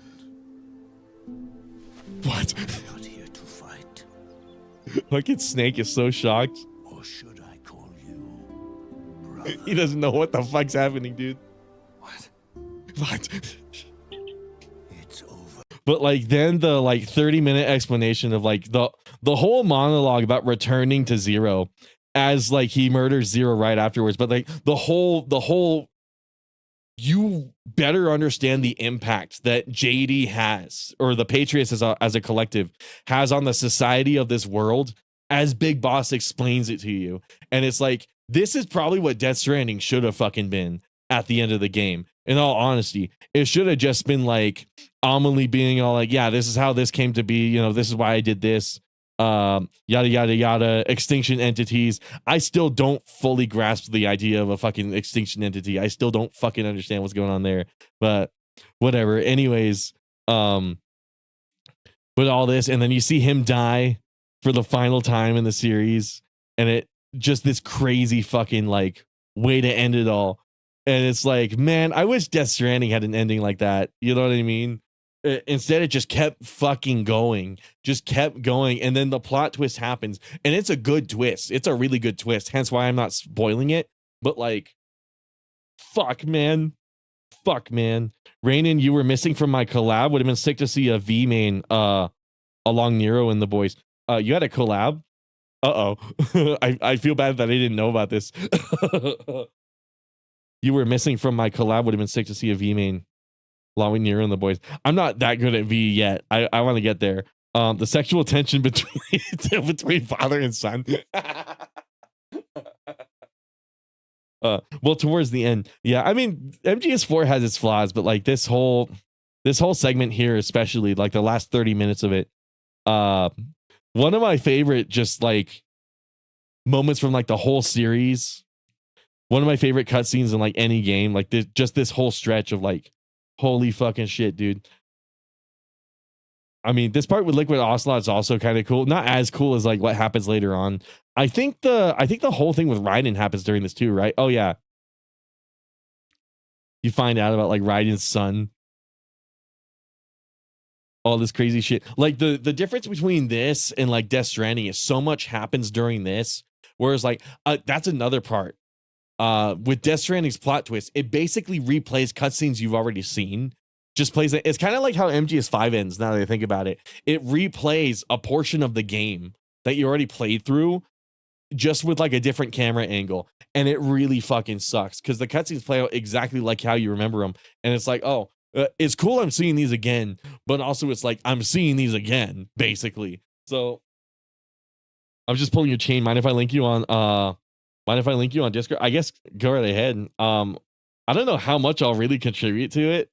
Because I'm not good, but I'm not good at the game. But I mean, maybe I'll take like a peek in there. Sexual tension between these two, father and son, man. Fucking father and son. Oh.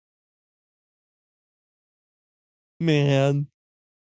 Fucking, but that was like another, like I was saying with Death Stranding, that was another thing that was like a disappointment too. It was like you're making me rewatch like cutscenes, and I don't want to fucking do that. I want to get to like I want to see what you have like unraveling in the story. You know what I mean? They replay the cutscenes with full context. Yeah, exactly, and it's really obnoxious. That was one of the things I didn't like about. You know, the first time it was pretty cool with MGS5. The first time it was all right. You know.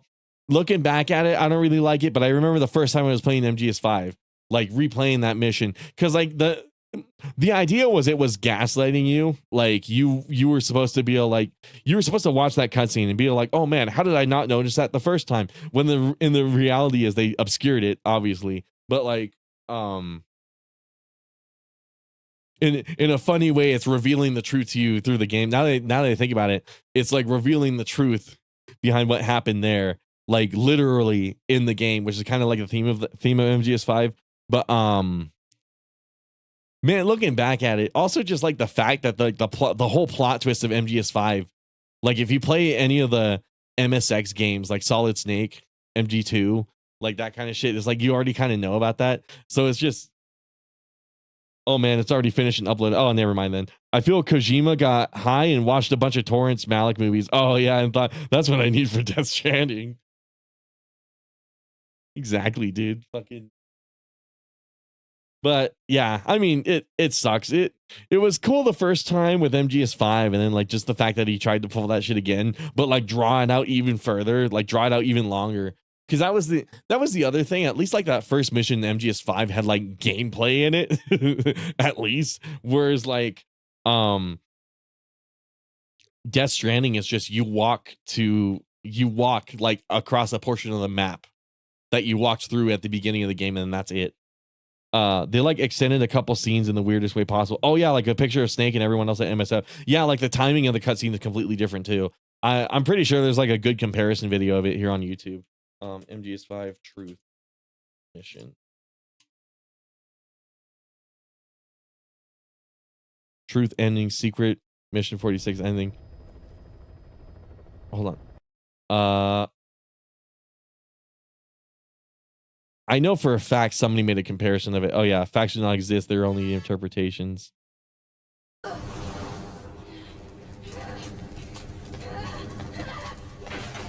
Like I think in this one they obscured Quiet's face, and then like obviously, oh never mind. I guess they didn't. Hold on. I know for sure there are differences though.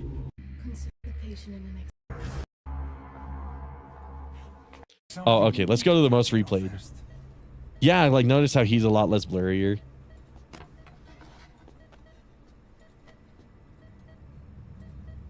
Except in Death Stranding, at least in this, it's like the same camera angle and everything. in Death Stranding, it's Death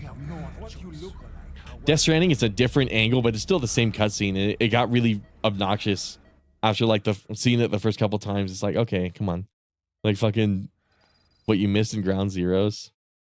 Some people yelled at some of my friends yelled at me for playing Ground Zeroes, because homeboy Anthony was like, oh, why do you like MGS5 so much? And like part of me was like, I want to show him more than tell him. So I was all like Metal Gear Solid 5. Because I really like the gameplay of MGS5. The story's got some problems, but I mean, I was like MGS5 and like 30 gigabytes, and I'm like, oh, for like showing them like 5 minutes of gameplay, I don't think I want to do that. So I installed Ground Zeroes, and I was telling like the other homeboys about it, and they're like, why did you load up the tech demo? And I'm like, because I wanted to showcase the game. Of course I'm gonna load up the demo. I don't know. It was a weird fucking thing right there that I just remembered about how Pirate Software became. Wait, that's who Pirate Software is? This fucking guy in the thumbnail? That's who he is? Huh, okay. Whatever. Anyways, fucking here's your old life, your BB now. Good luck, cause. Exactly, dude. I don't know. I mean it's cool in concept, just the fact that he did it twice. Again, same criticism I have for MGS5. The fact that he did it fucking twice was really obnoxious. The same fucking plot twist twice. Come on. The fucking big boss bodyguard. Like, but at least it's not the same plot twist in Death Stranding, but still kind of like a fucking obnoxious shit going on there. Just, I don't know. I think you guys know what I'm trying to say. This stream's been dragging on. I have not been like articulating this in a good way, but whatever. Fucking I burped. Man, I gotta play way more Street Fighter 6. I guess if you guys find any cool like Street Fighter mods, I guess feel free to let me know. I'll probably install them because I do want to use some costume mods. Rainbow Six Siege Borderlands. What the fuck is going on here? What's your guys' take on like Borderlands 4? I know the Borderlands movie sucked a lot of cock. I was recently replaying Borderlands 2 with the boys. IQ Firehawk. Oh, this is for IQ? Okay, interesting. Mozzie Psycho. They patched Borderlands 2 with like a Borderlands 4 ad, and it's really obnoxious. Like it takes up the top of the screen. Actually, hold on, let me boot it up. It takes up the fucking top of the screen.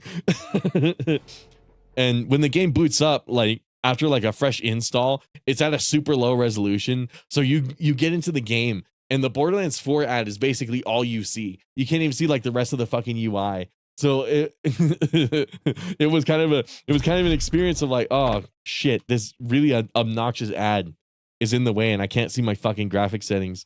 But it's just like really lazily pasted onto like the top of the screen. Hold on, once it loads in. Come on. Come on. You'd think this game would load faster. Holy fuck. Can you? Okay. But like it slowly lowers and then it's just there. And like, cool. It's blocking the top of my character's head. So that's fucking cool. Okay. Tight. But then they also patched this game. And from what I've heard, you can't mod the game anymore. Is it like they basically like injected DRM into the game.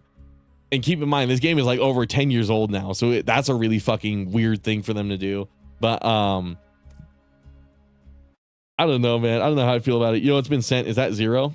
Oh, yeah, from Borderlands. Yeah, I've been playing Zero. He's the one Borderlands character I never played, apparently.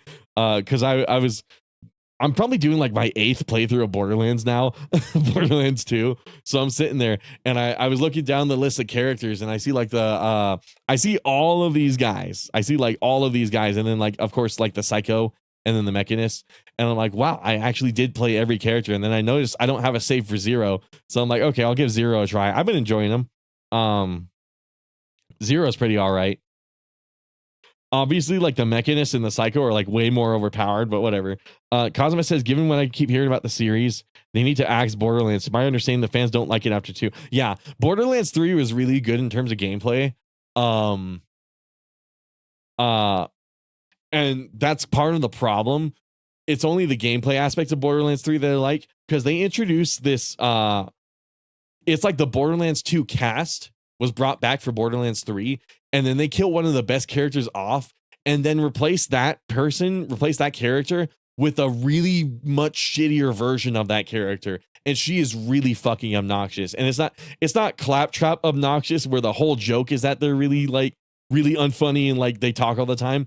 It's not like Claptrap where like that's the point of the character. It's like you're actually supposed to care about this guy, actually supposed to care about this chick, but like it's fucking impossible. You can't care about her because she sucks. Everything she says is really annoying. So it's like yeah, they killed off one of the best characters and then like they fucking replace her with this shit. And that was like the main reason. Also, the antagonists are really stupid too. They're supposed to be like a parody of live streamers, but it's like if you wanted to do that, you could parody like the number of things like XQC. I guess XQC wasn't popular back then. It was like 2019. But like you could take all the streamers of that time and like parody all of the like individual funny things they've done on stream, like individual like kind of morally ambiguous things. What they did is they just parodied the concept of streaming, which got really annoying. So instead of a live stream, it's a live scream. And it's like, okay, cool. Basically like just changing words around. And that was also really fucking stupid. It's like, really, this is like a golden idea for like comedy. And then they just like really half-assed it for the antagonists. So it's one of those things where it's like, you know, I wouldn't have minded like being made fun of, like, not that I'm a gigantic streamer, but I wouldn't have minded like a game making fun of what I do, because it's like as long as it's funny. But the problem was it wasn't funny. It has copyright music. Would you care to link it in chat? Oh, the collab? Hold on. Yeah, sure. Why not? Cambion. Yeah, if you guys want to check out more DMC stuff, I might as well put that for some. I saw like 8 people here earlier. They're probably here for more DMC, so I'm like, fuck it. Has copyright music? Oh yeah, I'm not gonna play it. You the man, hell yeah, dude. Fucking. Oh yeah, I was talking about Borderlands, but anyways, yeah. And then I mean, Borderlands 4, it's kind of what I was saying about Resident Evil 9. The game's not out yet, so I don't want to say anything about it. I hear people are already like outraged about it, and it's like, I don't care. Game's not out. It could be infinitely better than everyone's saying it is. Could be infinitely worse than everyone's saying it is. I don't know until I play it, so I really just don't give a shit. But I don't know. I will never edge you like Kojima. No worries. Look at Kojima. Man, I've been digging the hell out of Stellar Blade. That is absolutely, once we finish with Hello Kitty, that's absolutely the next game I'm playing on Saturday. I'm so looking forward to it. I'm trying to 100% this game. My plan for Stellar Blade was to 100% it, because that's what I'm doing right now, and then do New Game Plus, and then when I stream it, I'll stream New Game Plus. But I'm starting to realize this game has a lot of content in it. And I'm like, 100%ing it might not be feasible. So I'm sitting here and I'm like, I might just back up my save file and then like stream a new save or something like that. But man, the more I play Stellar Blade, the more I've been enjoying it, which is so funny. And it's not even for like the gooner aspects of the game either. It's like, it's not even because like Eve is hot or anything like that. I just really, really dig the combat. Well, fucking Hello Kitty, on the other hand, dude, this game's gonna be tight. Let's see what the reviews are. Let's see what people have to say about Hello Kitty. I'm playing this because Nico was like, "Hey, they turned that joke South Park game into a real thing." I don't play World of Warcraft, Butters. It's just so fucking funny. As a 17-year-old guy, this game has single-handedly cured the emotional trauma that hours of Dota 2 had given me. I transition. Is this a Dota-like game? Hold on. What kind of game is this? Wait, what the fuck? Is this like a sleeper game? Is this like a secret, like amazing game? Hold on. Massive world of 80 plus hours of heartfelt quests. I don't know anything about Hello Kitty, so I don't recognize like any of these characters. But like, is this a secret good game? Is it only very positive because it's a meme, or is it because it's an actual? I'm a huge Sanrio fan. I will say that it started as a mobile game and still very much plays like a mobile game. Okay. Pretty much required to log in every day to make. Oh fuck! This is a gacha game. What is simply a ported mobile game? Oh man, I bought a mobile game. I paid $30 for a mobile game because I got this game on sale. I bought it during the Death Stranding stream actually. Cute and fun, but it does limit you to a certain amount of actions per day. Oh man. It's a mobile game. Trying to 100% Stellar Blade is why I haven't finished the game too low. Yeah, but the cool thing is it's one of those games where I actually want to 100% it. It's actually like fun enough to sit down and actually do that, especially collecting the cans. I got all the cans except for 4. I got to move on to what's it called? Serene 4 or some shit like that. The last area of the game supposedly has like the last 4 cans. I'm in like the Great Desert or whatever it is. I still got to go into the Abyss Levior or some shit like that, which like the Altus Levior, the first one, that one was funny because it felt like they were trying to make a Dead Space game, just making you use the blaster.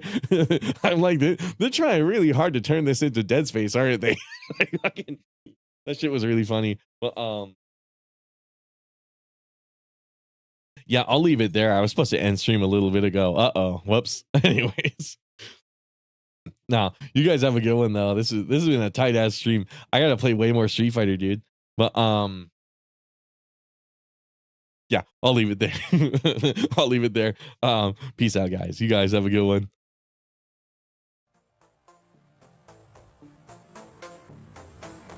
Oh, hold on. I saw somebody in chat. You played Bayonetta 1. Have you considered playing Bayonetta 2?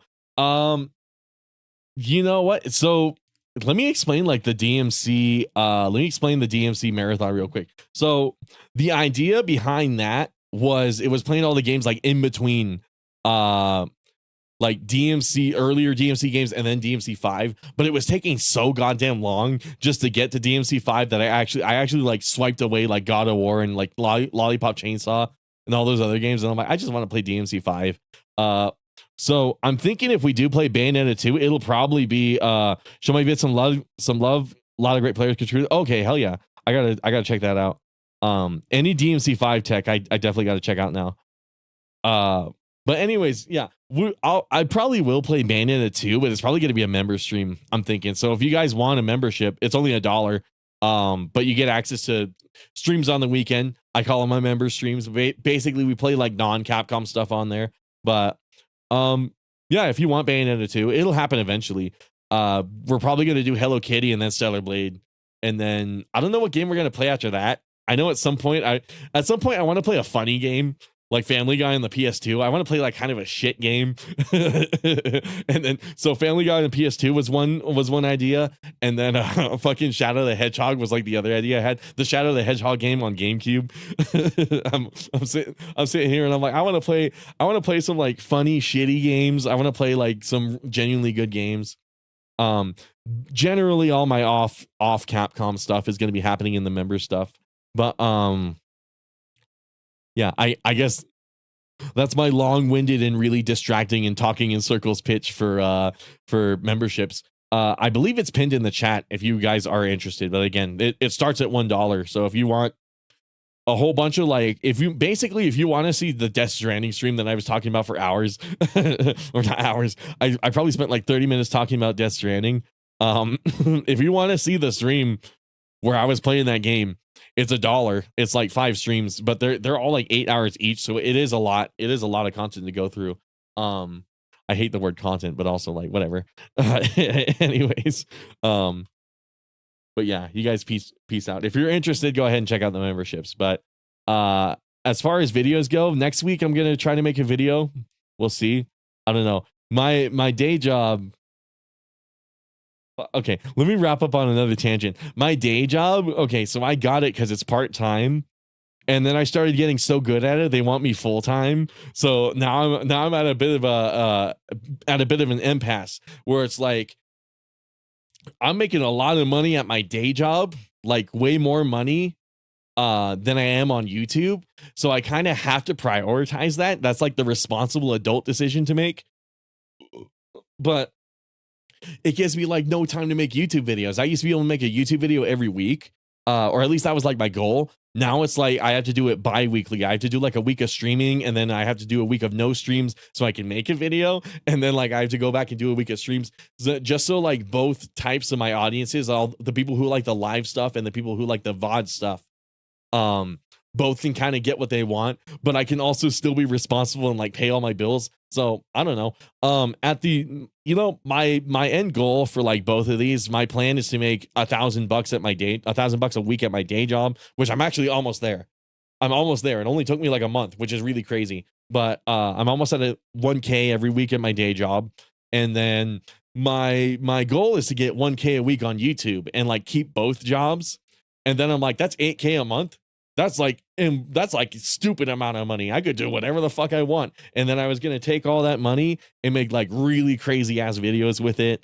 I was thinking I would start like saving it up and start like a company with it, start like an actual full on entertainment business.